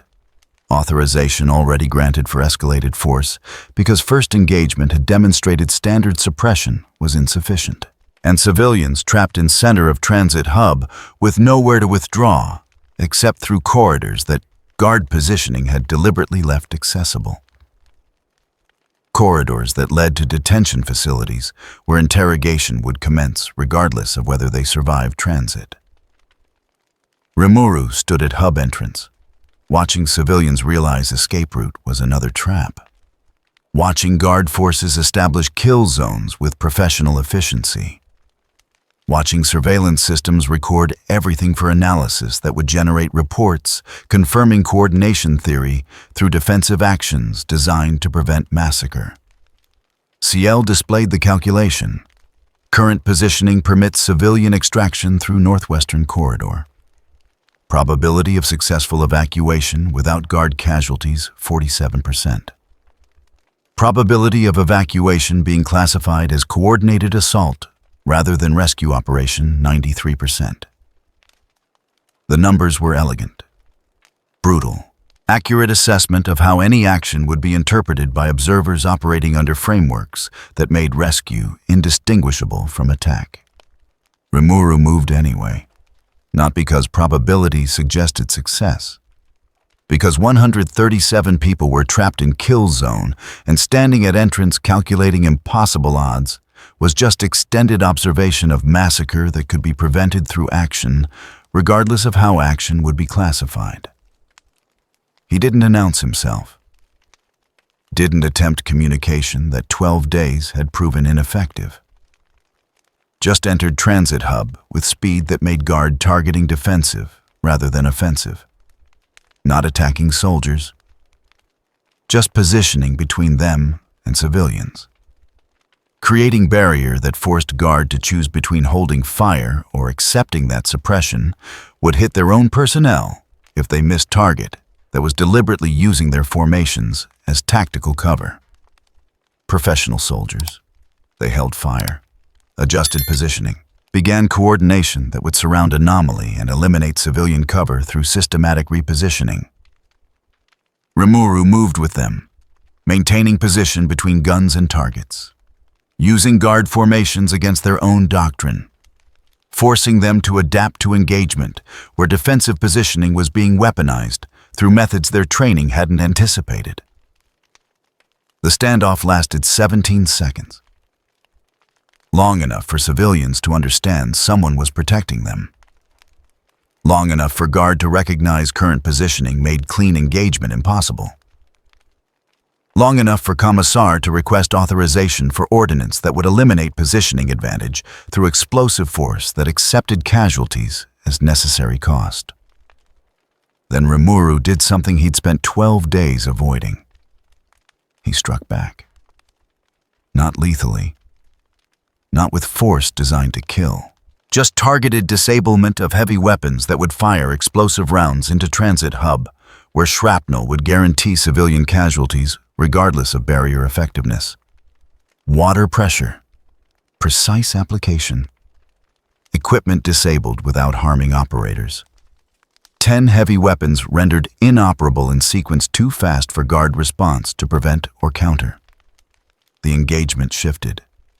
Guard forces recognized threat had escalated from defensive positioning to active equipment destruction. Commissar's authorization request upgraded from explosive ordnance to lethal force without restriction. And surveillance systems recorded everything. Every disabled weapon, every precise strike, every demonstration of capability that could neutralize Imperial equipment without killing Imperial personnel. CL's warning arrived with clinical precision. Current actions being classified as sophisticated assault. Threat level upgraded to maximum. Lethal force authorization granted. Probability of Imperial response escalation 100%, Rimuru continued. Not because escalation was acceptable. Because civilians were still trapped and stopping meant accepting their detention and probable execution as price of maintaining restraint that 12 days had proven insufficient. He disabled weapons, created barriers, positioned himself to make guard firing solutions impossible without accepting fratricide, used every capability except lethal force to prevent massacre while knowing prevention was being documented as sophisticated assault. The civilians evacuated, moving through northwestern corridor while guard forces were occupied with anomaly that had transformed defensive positioning into active engagement. 137 people escaping toward uncertain freedom because someone chose protecting them over maintaining classification as non-threatening. Sayel tracked their departure, monitored guard response, calculated that engagement had purchased approximately 40 minutes of evacuation time before pursuit units intercepted civilians in lower transit sections. 40 minutes. Not victory, not salvation, just operational space purchased through demonstration of capability that confirmed every threat assessment Imperial doctrine had generated over 12 days of observation. Rimuru withdrew. Same methodology as first engagement. Speed that made targeting impossible. Positioning that placed him beyond established perimeter before guard could reorganize pursuit. Behind him, transit hub emptied except for soldiers and disabled equipment and surveillance footage that would be reviewed by analysts who would generate reports confirming sophisticated coordination through precise equipment targeting and defensive capability that exceeded standard parameters. Mercy had been documented, filed as proof of threat, added to archives that made restraint into evidence requiring extreme response. CL displayed final assessment without commentary. Civilian evacuation successful. Guard casualties 0. Equipment casualties 10. Heavy weapons platforms disabled. Classification upgrade confirmed hostile entity demonstrating sophisticated tactical awareness and precise non-lethal capability, indicating threat level exceeding initial assessment. The mathematics were perfect. The documentation complete. The escalation inevitable. And somewhere in archives that would inform Imperial response footage existed, showing anomaly protecting civilians through methods that made protection indistinguishable from coordinated assault designed to test guard response without committing to lethal engagement. Rimuru had spent 12 days proving restraint meant peaceful intent, had demonstrated that capability could serve protection rather than domination, had maintained discipline that separated defenders from conquerors. The Imperium had watched, had documented, had filed everything as evidence that restraint proved sophistication, proved threat, proved necessity of elimination. Now they had footage showing exactly what capability looked like when deployed publicly, when used to protect people whose protection was classified as collaboration. The recording would be analyzed, distributed, studied by authorities who would generate tactical assessments for countering defensive positioning that weaponized restraint against doctrine designed to overwhelm through superior force. Mercy had been witnessed, recorded, transformed into intelligence that made future mercy more difficult because opponents would prepare countermeasures for capability they now understood could be deployed without killing but couldn't be permitted to exist regardless. CL remained silent. The civilians continued their 40-minute window toward uncertain extraction. The guard regrouped, and in archives that would shape Imperial response evidence accumulated that made one truth undeniable. Restraint was no longer invisible. Power had been demonstrated publicly. Classification had evolved from unknown anomaly to confirmed sophisticated threat. The siege was ending. The war was beginning. And mercy, once recorded, became proof that mercy was weapon requiring neutralization, regardless of how carefully it was wielded or what purposes it served. Albedo watched the timeline compress. 36 hours purchased through institutional manipulation and logistics, sabotage. 36 hours that were supposed to create space for variables to emerge and situations to change. The variables had emerged. The situations had changed, just not in ways that made assault less likely. Grey Knight's vessels were adapting, compensating for degraded logistics through tactical adjustments that accepted reduced operational duration in exchange for maintaining strike timeline. Professional flexibility that doctrine encouraged when circumstances required deviation from optimal parameters. She monitored their communications, watched authorization codes process through channels that institutional friction had delayed but not prevented. Watched coordination complexity resolve itself through commanders who chose momentum over perfect preparation. Her sabotage had worked exactly as designed, had purchased time, had degraded capability, had introduced friction that made simple operations complex. The Grey Knights were proceeding anyway, with reduced ammunition, with imperfect coordination, with acceptance that assault would be more costly than original planning assumed, but still within acceptable parameters for eliminating sophisticated threat. 24 hours remaining, less time than purchased, more time than wasted. Albedo initiated final defensive protocols, the ones that would announce Nazarik's presence through effects too obvious to classify as sensor malfunction. The ones her lord had authorized without understanding they represented transition from institutional manipulation to direct confrontation. She didn't activate them immediately, just positioned assets. Prepared targeting solutions, calculated optimal deployment that would maximize Imperial casualties while maintaining plausible classification as defensive response rather than preemptive assault. The distinction mattered, not strategically. Her lord cared about distinctions that made restraint meaningful, versus restraint that was just performance staged for observers who didn't share frameworks. Benimaru held the contracted perimeter against assault that had been continuous for 18 hours. 39 defenders remaining, down from 43. Each casualty purchased through exchanges that prevented guard breakthrough, but couldn't prevent attrition that accumulated toward inevitable defensive collapse. The mathematics were elegant. Imperial forces accepted casualties at sustainable rate, rotated units to maintain pressure without exhausting frontline forces, applied systematic violence that would eventually overwhelm defense through sheer accumulated degradation. Professional, efficient.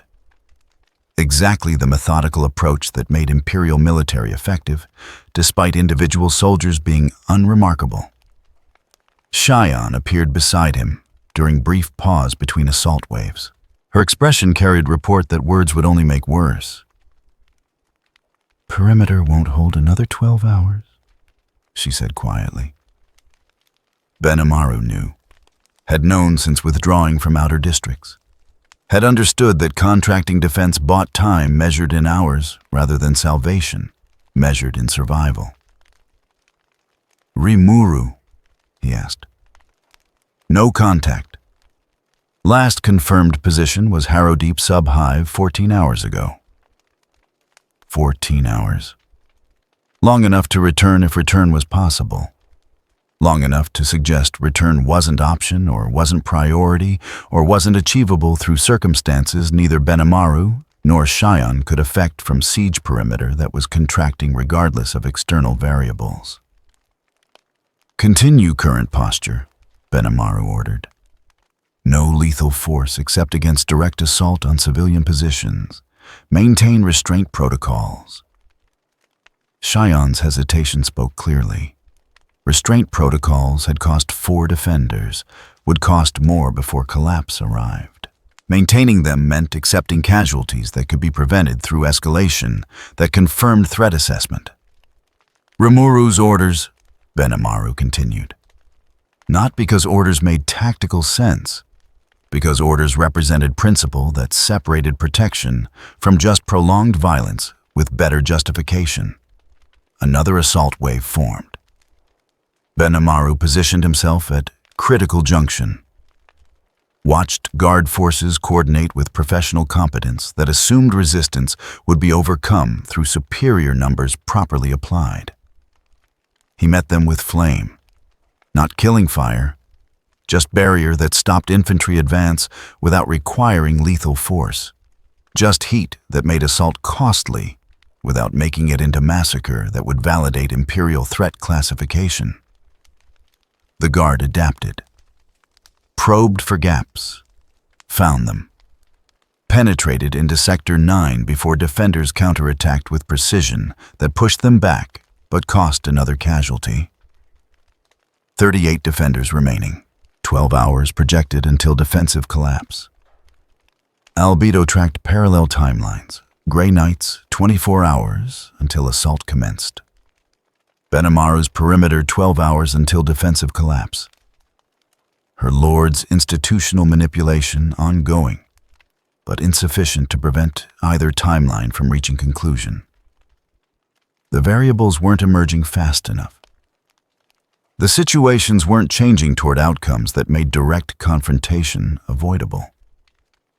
She made her decision without consulting her lord, made it because consultation would require explaining that restraint had failed, and explaining would force him to acknowledge failure or maintain position that reality was systematically dismantling. Better to act, present results afterward, accept responsibility if results proved his wisdom correct or her judgment flawed. The defensive protocols activated. Silent Moon's vicinity suddenly registered organized resistance. Energy signatures that Imperial sensors classified as coordinated defensive network. Positioning that suggested prepared resistance rather than passive target waiting for assault. Loud protocols, obvious ones, designed to trigger exactly the response they triggered. Grey Knight's upgraded threat assessment, requested authorization for extreme measures, accelerated timeline from 24 hours to 18 hours because organized resistance suggested target was aware of approaching assault and preparing countermeasures. Perfect. They were reacting exactly as predicted, escalating exactly as prepared for. Albedo positioned assets between approaching vessels and Silent Moon. Not attacking, just occupying space in ways that made direct approach require deviation from optimal vectors, forcing them to adapt. Burning time through spatial positioning that required tactical response. 18 hours. Still more than Benimaru had. Still less than her lord's manipulation had purchased. Benimaru watched Sector 9 collapse under sustained assault. Guard forces had committed reserves, had accepted casualties that previous waves avoided, had recognized that defenders were depleting and final push would break resistance that couldn't be sustained indefinitely.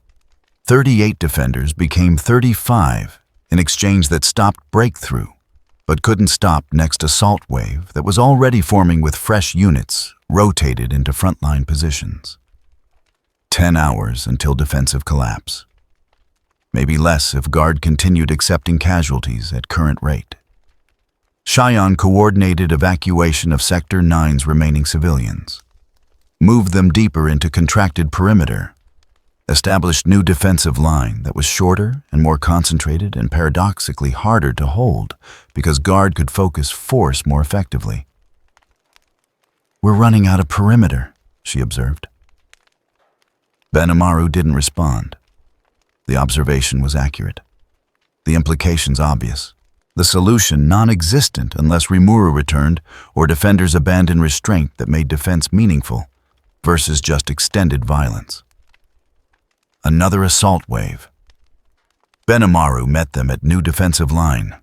Flame and barrier and precision that prevented breakthrough without requiring casualties that would confirm threat assessment. The Guard pushed harder. Accepted losses, made incremental gains that accumulated into steady pressure that couldn't be sustained against force willing to pay price in blood that defenders were refusing to charge. 35 defenders became 33. 10 hours became 8 hours. Mathematics continued their elegant progression toward inevitable conclusion. Albedo monitored Imperial response to defensive protocols. Grey Knights adapted to spatial positioning, adjusted approach vectors, calculated that deviation added 3 hours to timeline, but eliminated tactical advantage defensive network was exploiting. 18 hours became 21 hours through Imperial flexibility that doctrine encouraged when circumstances required. She counter-adapted, repositioned assets, created new obstacles that forced additional deviation, that purchased additional time. 21 hours became 23 hours. Imperial forces continuing systematic problem-solving that would eventually overcome positioning advantage through sheer professional competence. The timelines were converging. Benimaru's perimeter approaching collapse. Grey Knights approaching assault. Both situations accelerating toward conclusions that restraint couldn't prevent. Albedo prepared final protocols, the ones that required authorization she didn't have. The ones that represented transition from defensive positioning to active engagement. The ones her lord would never approve because approval meant acknowledging restraint had failed, and failure required methods that contradicted principles restraint was meant to preserve. Benimaru held Sector 12 against assault that had been continuous for 2 hours. 33 defenders. 6 hours until collapse. Civilians packed into core districts where space for withdrawal no longer existed. The mathematics had resolved themselves. Defense would fail. Evacuation would fail. Restraint would be maintained until the moment it became just performance staged for observers who were documenting capability while preparing overwhelming response. Another wave, another exchange. 33 became 31. 6 hours became 4 hours.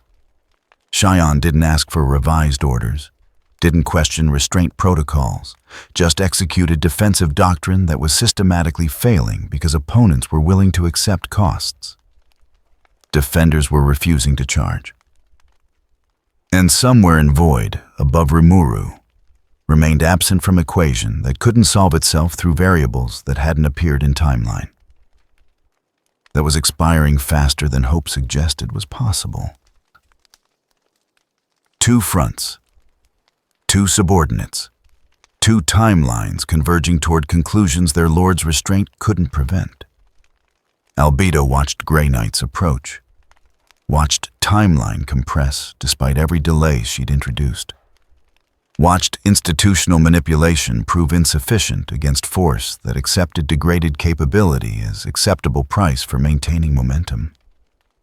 Benimaru watched perimeter contract, watched defenders deplete despite restraint that prevented lethal escalation. Watched protection transform into just extended observation of a massacre that capability could prevent, but principles required permitting. Neither consulted their lords, neither requested revised authorization, neither admitted that restraint had failed. They just prepared, positioned assets, calculated responses that would demonstrate capability their lords preferred not to deploy. Because if their lords were forced to fight, they would not fight alone. Because subordinates who valued their lord's survival more than their lord's principles would ensure principles didn't become tombstone inscriptions for wisdom that reality refused to validate. Because sometimes protecting someone meant violating their orders to preserve them for future, where orders could be reconsidered rather than mourned. The Imperium recorded both situations, filed reports, processed data through analysis that confirmed coordination theory. Two anomalies, two defensive actions, two demonstrations of sophisticated tactical awareness that occurred simultaneously despite no evidence of communication. Perfect proof, perfect documentation, perfect validation of threat assessment that justified extreme response. The reports reached Central Command, were reviewed, were classified, were used to generate authorization codes that would finalize assault operations. Imperial forces had been preparing since anomalies were first detected. 23 hours until Grey Knight's assault commenced with full authorization for extreme measures. 4 hours until Benimaru's perimeter collapsed under sustained Imperial pressure. Both timelines accelerating, both situations deteriorating. Both subordinates preparing responses their lords would never approve. And somewhere in archives that would shape Imperial tactical planning parallel escalations were being documented as coordinated strategy requiring coordinated response.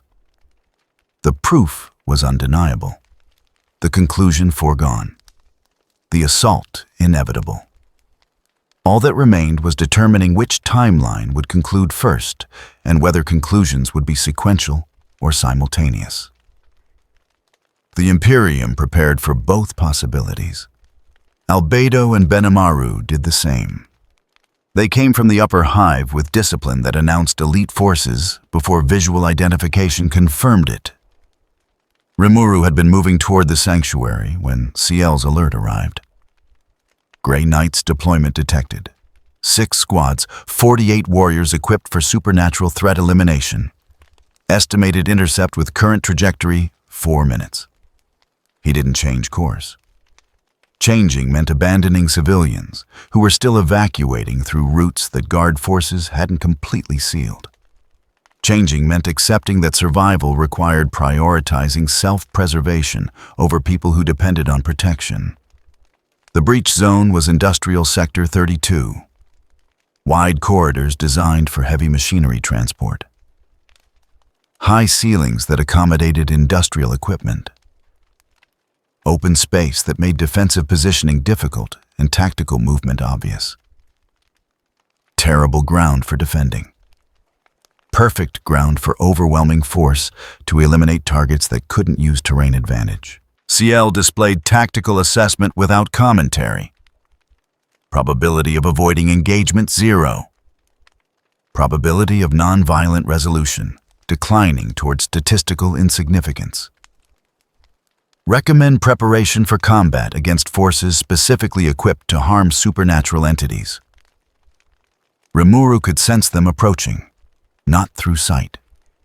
Through disturbance in ambient energy that Grey Knights carried like pressure wave announcing storm front.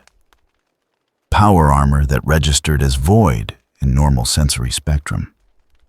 Weapons that hummed with purposes designed for eliminating threats conventional forces couldn't affect. They emerged from 3 access points simultaneously. Professional deployment, overlapping fields of fire. Positioning that prevented escape while establishing kill zones that maximized their advantage. The lead warrior stepped forward. Armor that was masterwork of function over form.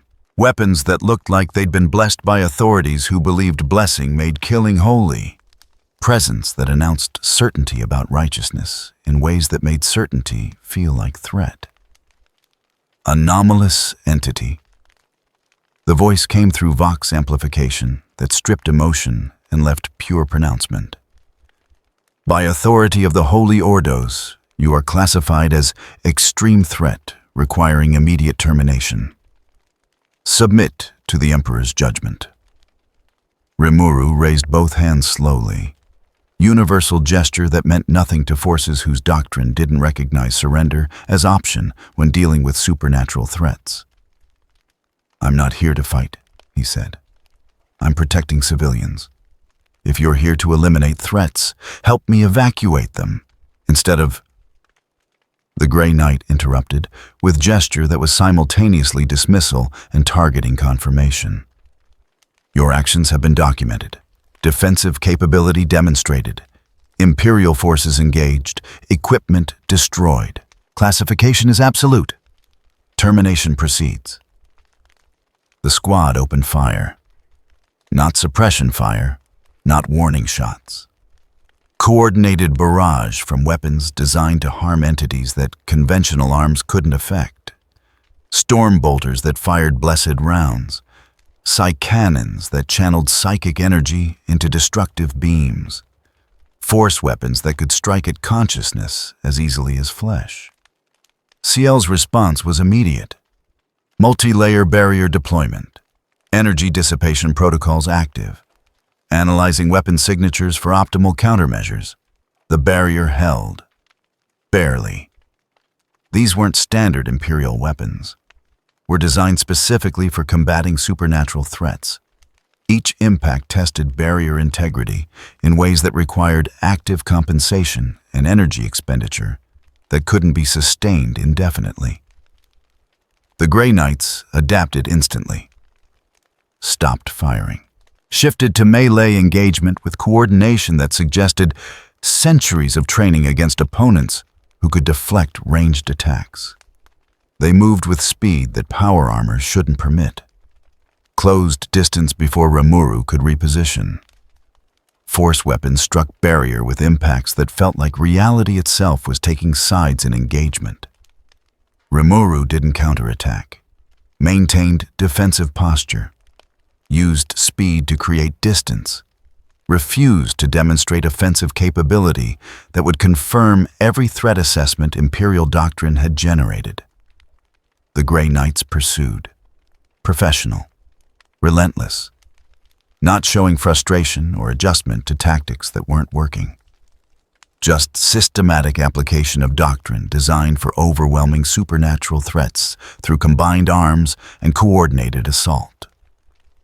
Behind them, deeper in the breach zone, Rimuru could sense civilians still evacuating. Could hear the sounds of families moving through corridors that guard forces were systematically sealing.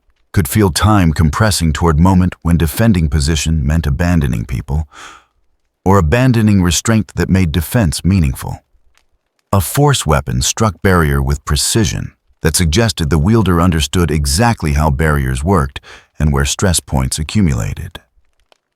The impact created fracture that required immediate repair and energy expenditure that was accumulating toward unsustainable levels. CL's analysis updated without emotion. Barrier integrity declining. Current engagement duration sustainable for approximately 8 additional minutes before defensive capability degrades below effective threshold.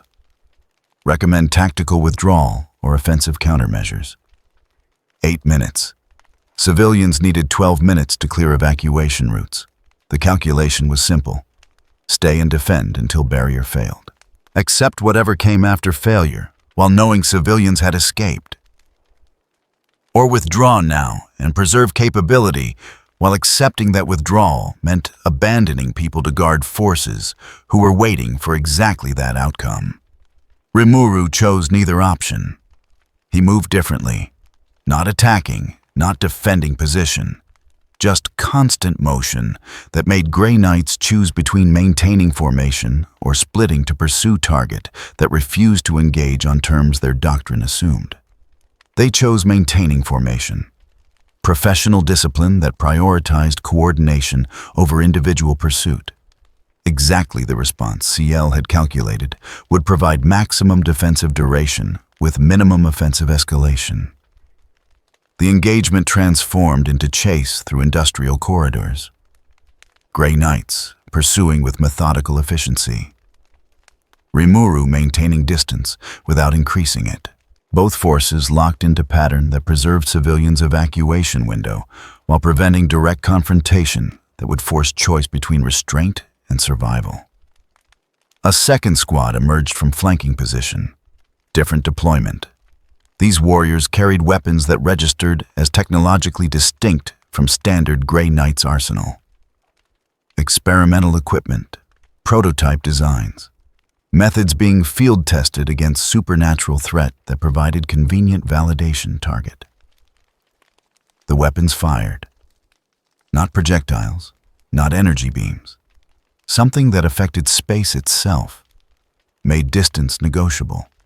Turned barrier into liability by using its own structure as vector for attack that came from direction defenses weren't positioned to counter. CL's warning arrived simultaneously with impact. Spatial distortion detected, barrier geometry being exploited. Recommend immediate reconfiguration or the barrier fractured. Not failed completely, just compromised enough that subsequent attacks would penetrate to degree that required different defensive methodology. Rimuru shifted tactics, stopped maintaining static barrier, started using adaptive defense that changed properties faster than weapons could compensate. Higher energy cost, shorter sustainable duration, but prevented spatial attacks from exploiting stable geometry. 3 minutes. Civilians needed 3 more minutes. The Grey Knights recognized adaptation, shifted to sustained suppression that forced constant defensive recalibration. Not trying to penetrate defense immediately, just making it expensive to maintain until cost exceeded capacity and failure became inevitable. Professional, systematic. Exactly the methodical approach that made elite forces effective against opponents who possessed superior individual capability. Rimuru held position in corridor intersection, maintained defense that was visibly degrading under sustained assault. Watched chronometer that CL displayed, showing time remaining until civilian evacuation reached minimum safe distance. 2 minutes. The third Grey Knight squad arrived. Fresh deployment, full combat capability. Positioned to eliminate retreat routes while primary squads maintained pressure that was systematically degrading defensive capacity. They were coordinating for final assault. recognized that a target was delaying rather than engaging, calculated that delay served purpose worth the energy expenditure defensive posture required.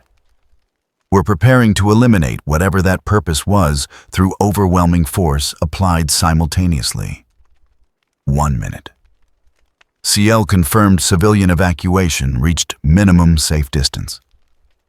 Secondary confirmation indicated guard forces beginning pursuit through routes that defensive engagement had left temporarily uncontested. The civilians were clear of immediate kill zone, not safe, not evacuated successfully, just beyond radius where Grey Knight's assault would guarantee their casualties.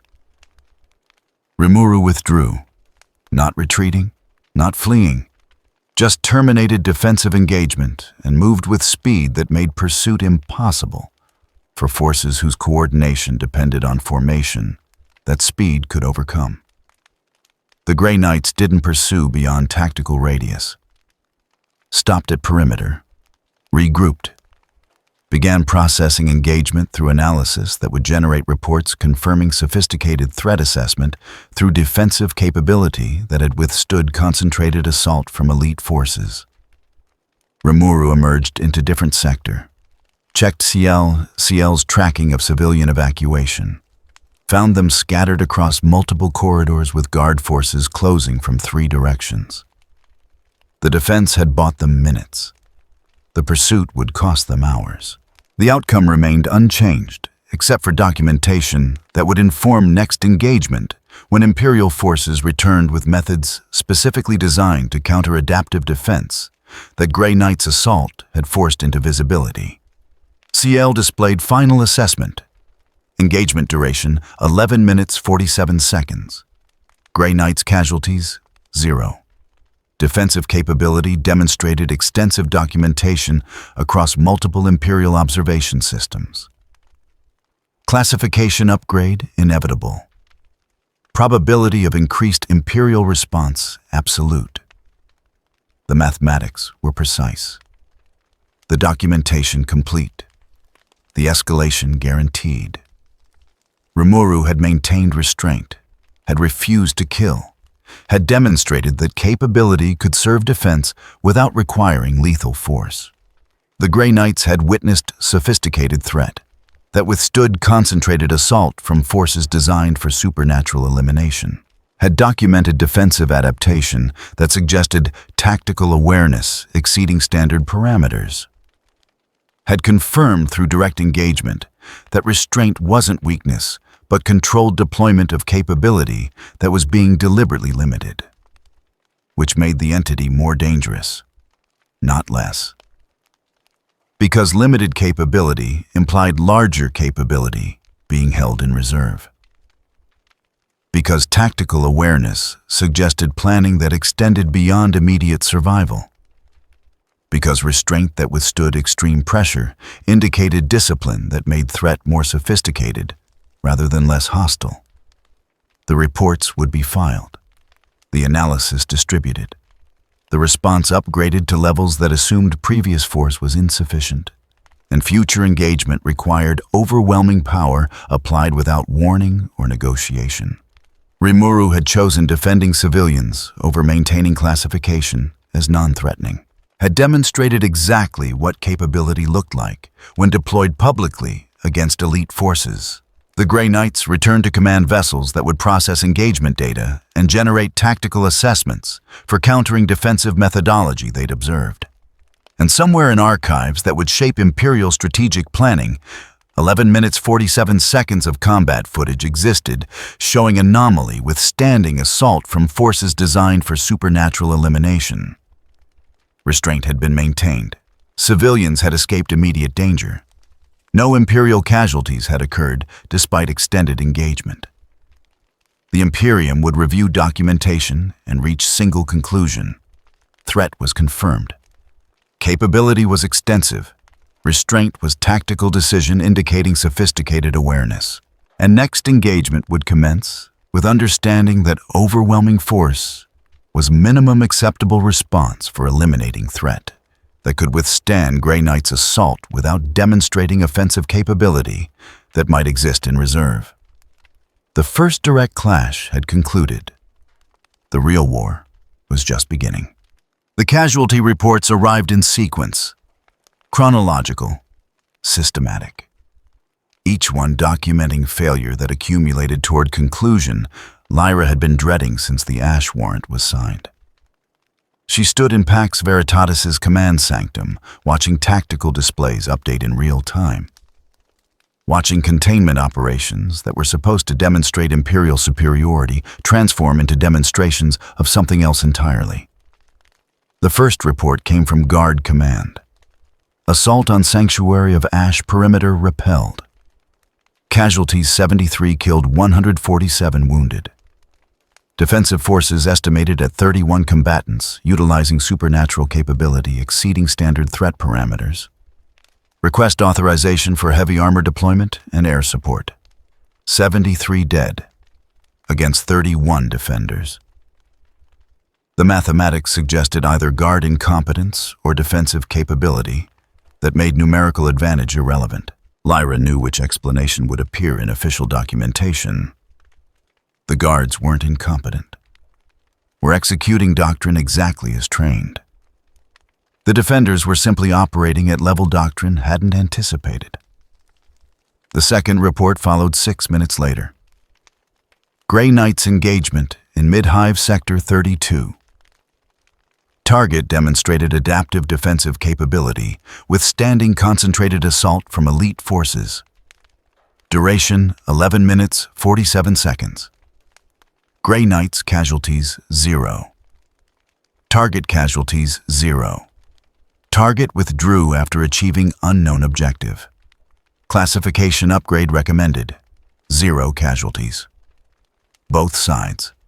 11 minutes of engagement between Grey Knights and supernatural entity resulted in stalemate that would be analyzed for decades by tactical schools trying to understand how defensive capability could withstand assault from forces designed for eliminating exactly such threats.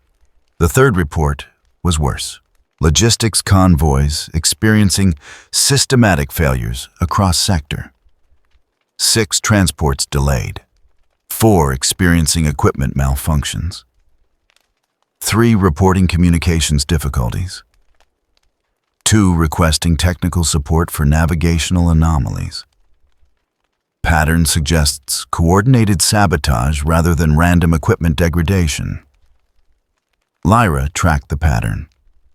Watched small delays accumulate into timeline disruption that affected entire operational tempo. Watched what should have been simple supply operations become complicated logistics problems, requiring attention and resources. Coordinated sabotage. The phrase appeared in report without supporting evidence, because evidence wasn't necessary when conclusion was obvious through pattern recognition that made coincidence seem implausible. Inquisitor Val reviewed the reports without visible reaction. His expression remained neutral, professional. The face of authority processing information that confirmed assessments already reached. Analysis, he said quietly. Lyra chose words carefully. 3 separate incidents, different locations, different methodologies, collectively indicating sophisticated opposition across multiple operational domains. Coordinated opposition. The timing suggests coordination. The capabilities demonstrated suggest shared tactical doctrine or unified command structure. Val pulled up hololithic displays showing all 3 incident locations.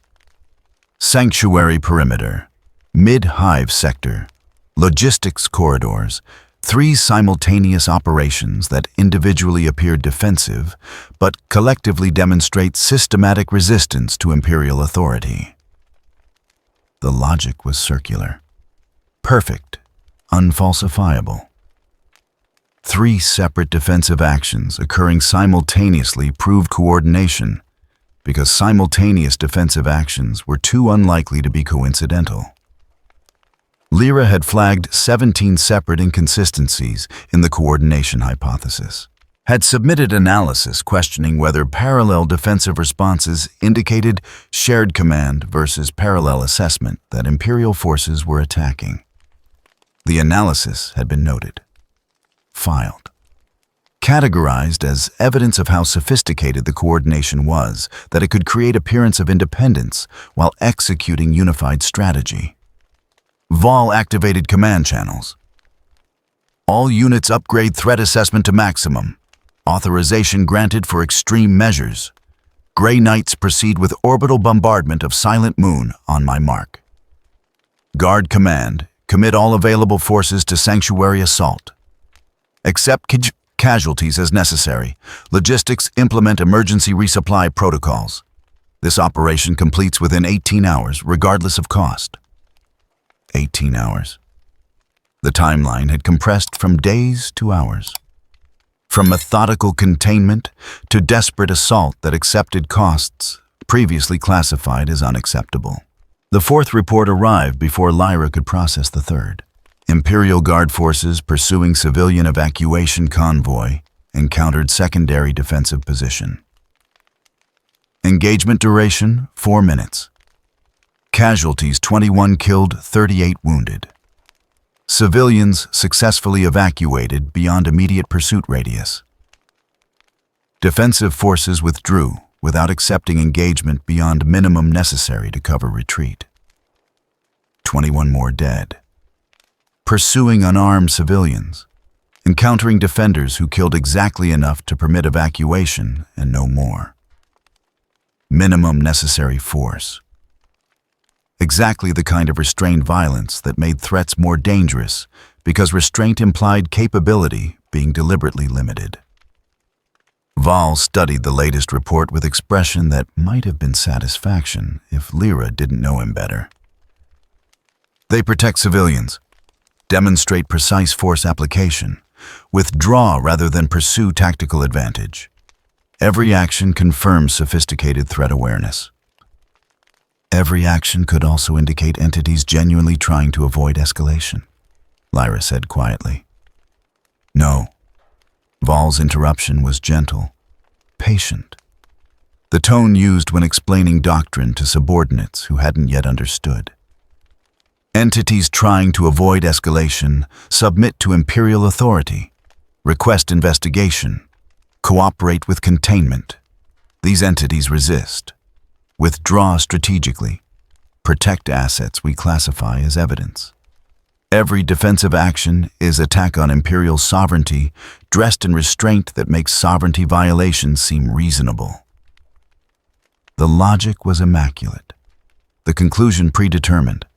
Every observation was processed through framework that made resistance into proof of guilt, regardless of how resistance manifested. The fifth report appeared on tactical display before being formally transmitted. Lyra watched it update in real time, watched numbers that should have represented routine operation transform into casualty count that exceeded 3 previous engagements combined. Guard assault on sanctuary perimeter, Wave 3. Casualties 147 killed, 293 wounded. Defensive line contracted but holding. Defenders now estimated at 28 combatants. Imperial force ratio now 867 to 28. Breakthrough projected within 6 hours if current casualty rate sustainable. 147 dead. In single assault wave, against 28 defenders who were visibly depleting but maintaining defense through capability that made numerical superiority feel inadequate. Sustainable casualty rate. The phrase appeared without irony, without acknowledgement that sustainability meant accepting steady attrition that would eventually overwhelm defenders but cost hundreds of Imperial lives in exchange. Ooal processed the report without comment, pulled up force disposition, began calculating whether committing additional regiments would accelerate breakthrough or just increase casualty count without affecting timeline. My lord, Lyra began, knowing objection was futile but unable to remain silent. Current casualties exceed projected losses by factor of 4. Defensive capability clearly exceeds initial assessment. Request permission to propose tactical pause for reassessment of. Denied. Val's voice carried finality that made discussion impossible. Tactical pause communicates weakness. Reassessment validates entity resistance. We proceed with overwhelming force until resistance ends or defenders are eliminated. No alternatives exist once Ash Warrant is executed. No alternatives. The phrase was both accurate and horrifying. Once authorization was granted, once forces were committed, once Imperial machinery of annihilation achieved operational velocity, stopping required justification that exceeded starting. And starting had required only correlation that suggested coordination and capability that suggested threat.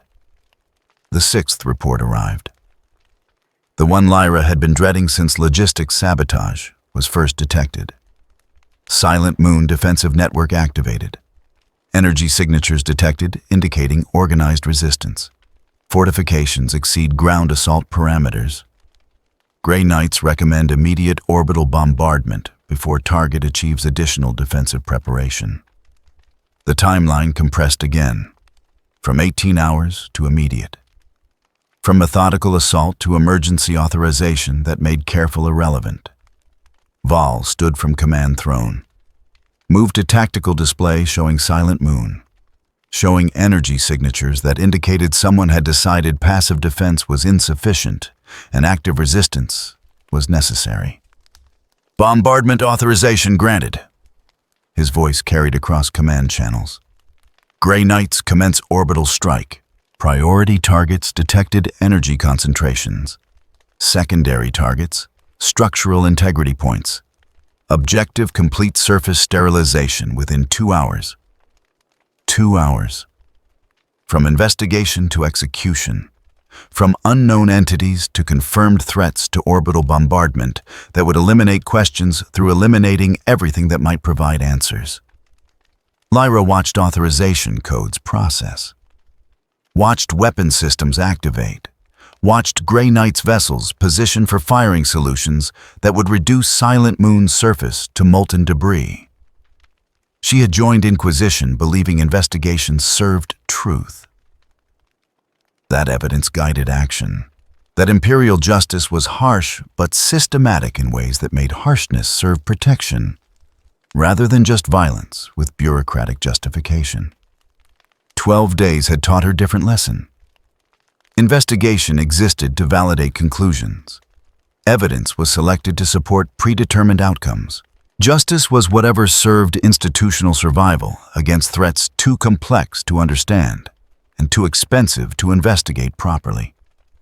The seventh report appeared. Final confirmation before bombardment commenced. All Imperial forces clear of primary impact zone. Civilian casualties projected 0. Structural casualties complete surface elimination. Probability of target survival declining towards statistical insignificance pending geological assessment of lunar composition and defensive capability analysis. 0 civilian casualties because Silent Moon had no civilians. Complete surface elimination because that was simpler than determining what actually required elimination. Statistical insignificance because overwhelming force was answer when questions became too difficult. Val raised hand. Prepared to give order that would transform investigation into execution. That would eliminate unknown entities through method that required no understanding beyond capability to deploy sufficient violence. My lord. Lyra's voice cut through Sanctum's tension. Request final notation in operational log. Val paused. Hand still raised.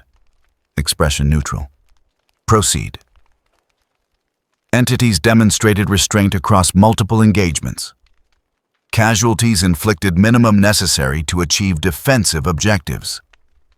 Civilians protected successfully evacuated beyond Imperial pursuit. Offensive capability never fully demonstrated despite multiple opportunities. Coordination theory based on correlation without causation. Alternative hypothesis, Parallel defensive responses to perceived threat. Recommendation investigation before annihilation.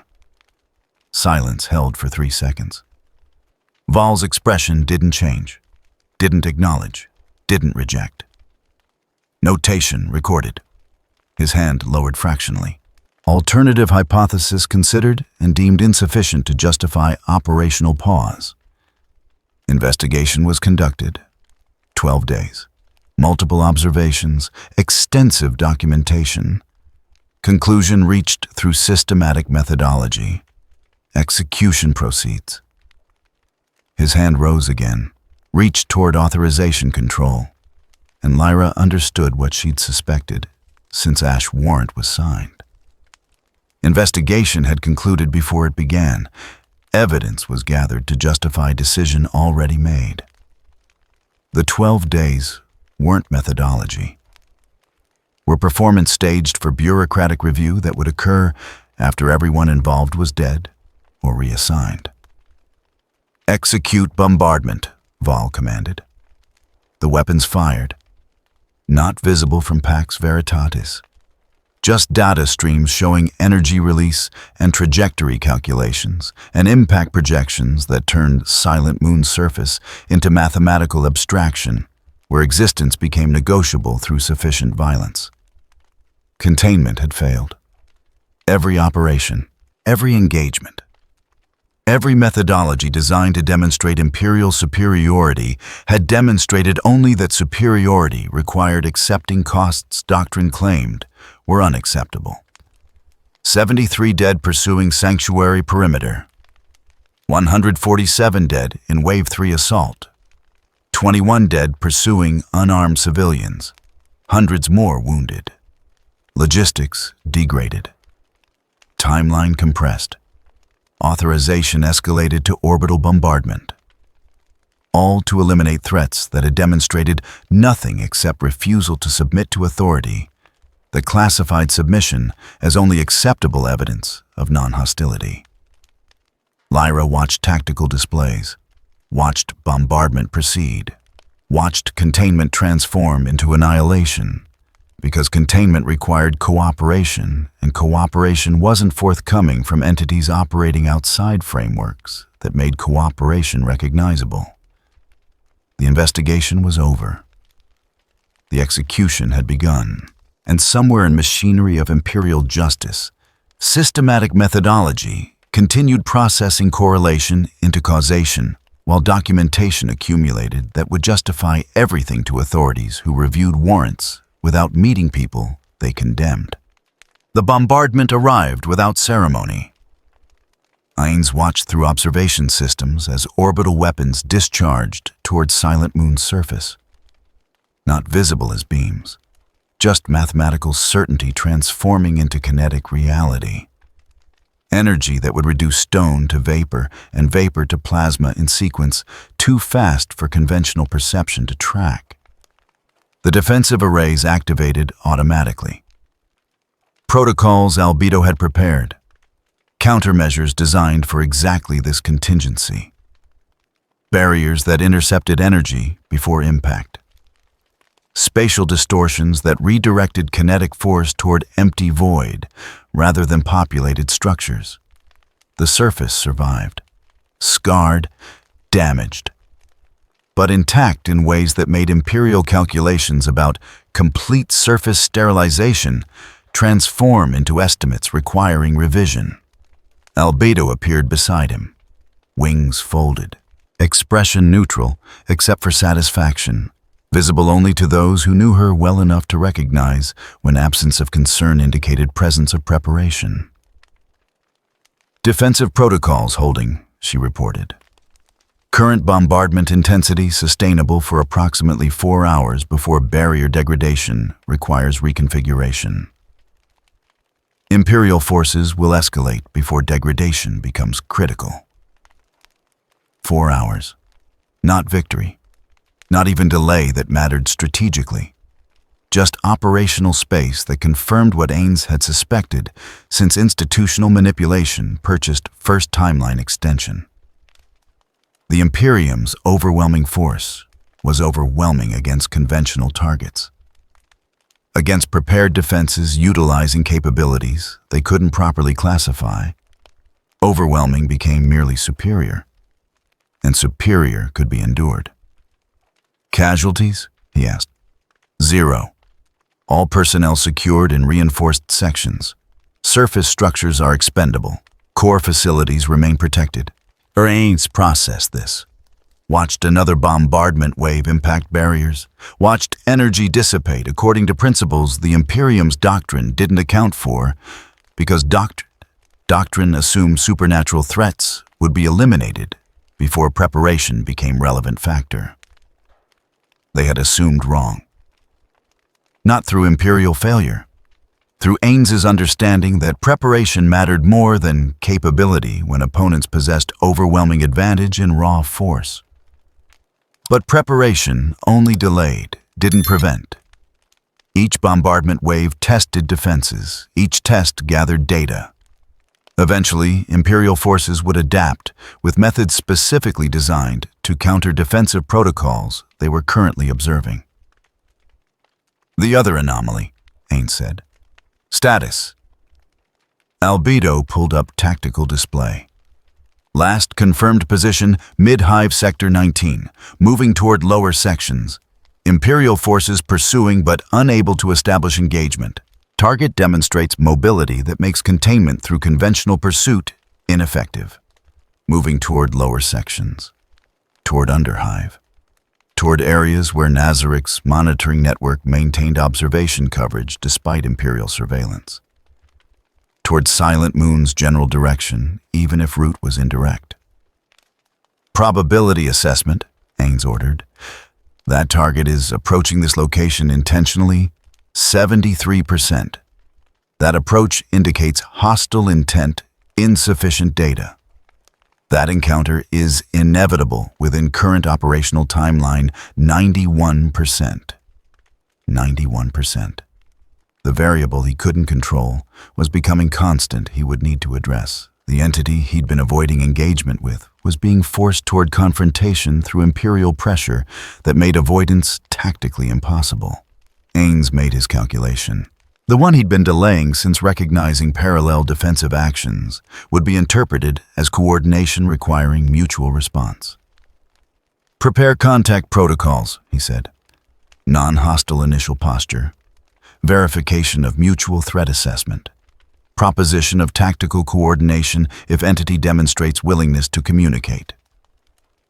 Albedo's expression shifted microscopically. My lord has decided alliance is acceptable risk.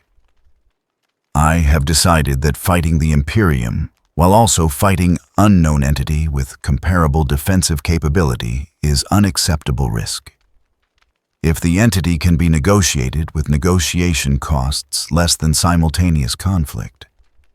If negotiation fails, we lose nothing except time we were spending on bombardment endurance, regardless.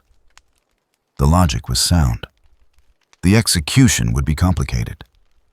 But complicated was preferable to continuing pattern where two entities capable of resisting Imperial assault refused coordination that might prevent mutual elimination. Another bombardment wave. Another successful interception. Another data point in Imperial analysis that was accumulating toward methods designed to overcome defenses they were systematically documenting. The game was changing. Had been changing since Albedo activated loud defensive protocols. Since bombardment commenced. Since the moment passive observation became impossible and active survival became mandatory. Ainz had spent 12 days trying to avoid this moment. Trying to demonstrate that peaceful coexistence was achievable through restraint that institutions would recognize as non-threatening. The Imperium had spent 12 days documenting restraint as sophisticated threat awareness. Had classified defensive capability as proof of hostile intent. Had made coexistence impossible through methodology that transformed every attempt at peace into evidence requiring elimination. Now came the moment where theory met reality. where institutional manipulation encountered limits, where understanding systems wasn't sufficient because systems were implementing annihilation regardless of how well they were understood. When the entity arrives, Ainz continued, I will handle initial contact. You will maintain defensive posture, but hold fire unless entity demonstrates immediate hostile action. This negotiation either succeeds, or we face simultaneous conflict that probability assessment suggests we cannot sustain. Albedo nodded. Professional acknowledgement that her lord had assessed risk and made calculation that subordinates would implement regardless of personal assessment. The bombardment continued. The entity approached. The timeline compressed toward inevitable encounter that would determine whether two anomalies could coordinate survival, or whether Imperial strategy of forcing mutual engagement would achieve elimination through methods neither entity could resist alone. Rimuru moved through passages that descended toward depths where Imperial construction gave way to older architecture, where the hive's foundations rested on structures that predated human occupations by centuries or millennia, depending on which archaeological assessment was accurate. CL tracked pursuit. Imperial forces maintaining pressure without committing to engagement. Professional methodology that suggested they were herding rather than hunting. Forcing movement toward predetermined location rather than attempting containment through conventional pursuit. The realization arrived with certainty that felt like remembering obvious truth. They weren't trying to catch him. Were making sure he kept moving in specific direction while preventing lateral deviation that would compromise whatever endpoint they'd selected. Probability assessment indicates pursuit pattern designed to force encounter with Silent Moon anomaly.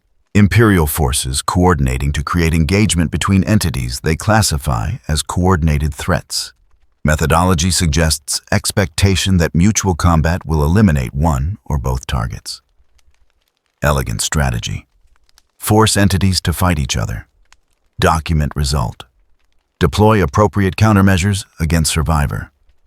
Eliminate threats through their own capabilities rather than requiring Imperial forces to overcome defensive measures simultaneously. Rimuru had three choices. Continue current trajectory and encounter Silent Moon entity under conditions Imperial forces had engineered. Attempt breakthrough against pursuit forces that would require demonstrating offensive capability he'd spent 14 days avoiding. Or accept containment in location where Imperial forces could deploy overwhelming force without concerning themselves with entity they'd successfully isolated. None of the choices were acceptable. All of them led to outcomes that made survival more difficult and protection more complicated. He chose the fourth option.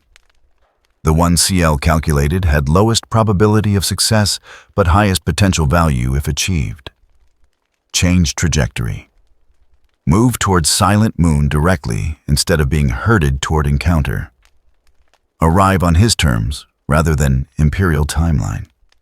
Create opportunity for communication before violence became inevitable.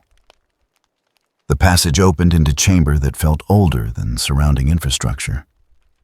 Xenos architecture that hive had been built over without destroying. Ancient construction that served purposes human occupation had never properly understood. And in chamber's center, dimensional instability that registered as gateway. Not like the one in Harrowdeep. Different principles, different methodology. But same fundamental purpose of connecting locations that conventional space considered separate. Through the gateway, Rimuru could sense Silent Moon, could feel presence that had been classified as coordinated threat despite never having communicated.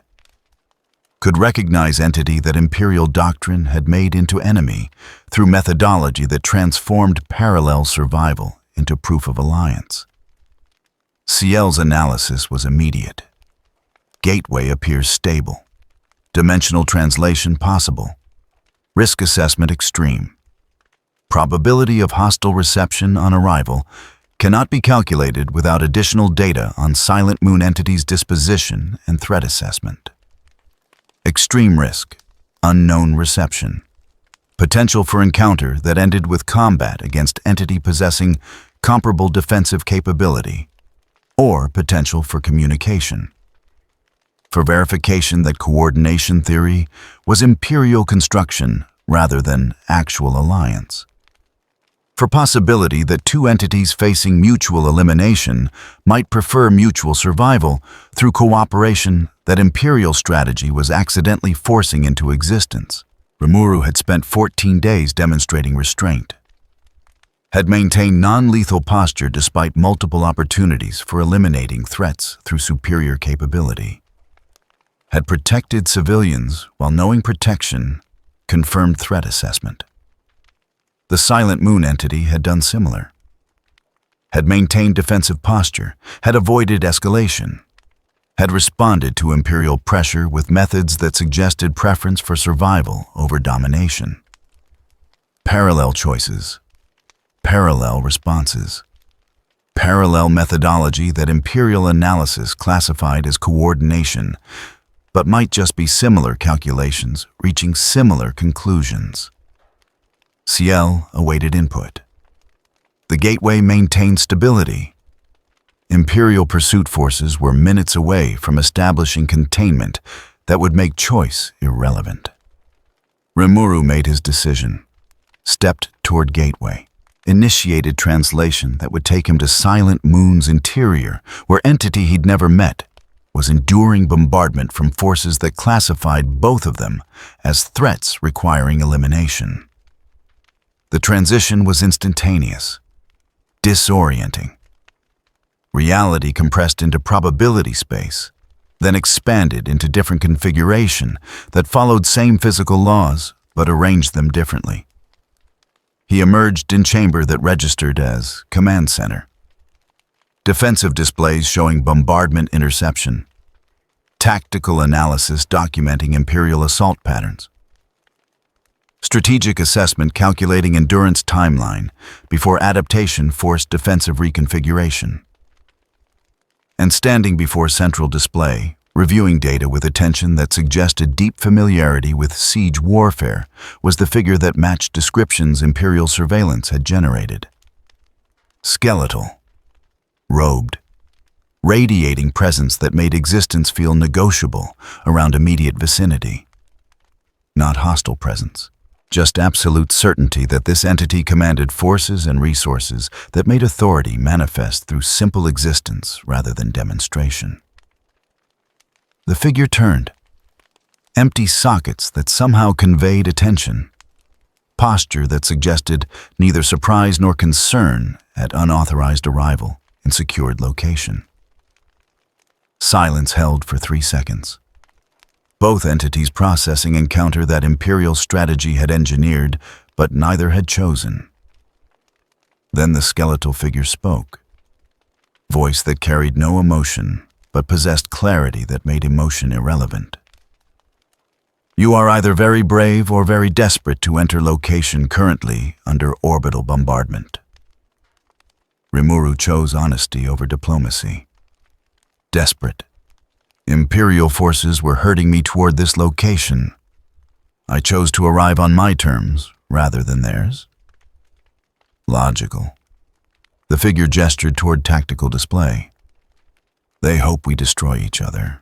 Eliminate threats through mutual combat, rather than deploying forces sufficient to overcome our defensive capabilities simultaneously. I noticed, which is why I'm here to propose we don't cooperate with their strategy. Another pause. 3 seconds where calculation was visible only through absence of immediate response. Proposition noted. Before consideration, verification required. The skeletal figure stepped closer. Not threatening, just establishing proximity that made communication direct rather than filtered through distance. You are entity designated as sophisticated threat by Imperial authority. Your actions across 14 days suggest either genuine restraint or calculated positioning designed to lower defensive awareness before striking. Which assessment is accurate? The question was direct. Deserved direct answer. Restraint. I came to this universe trying to help, establish sanctuary for refugees, maintained non-lethal posture despite Imperial classification. Every defensive action was response to assault rather than preemptive aggression. I'm not threat to anyone who isn't trying to kill people I'm protecting.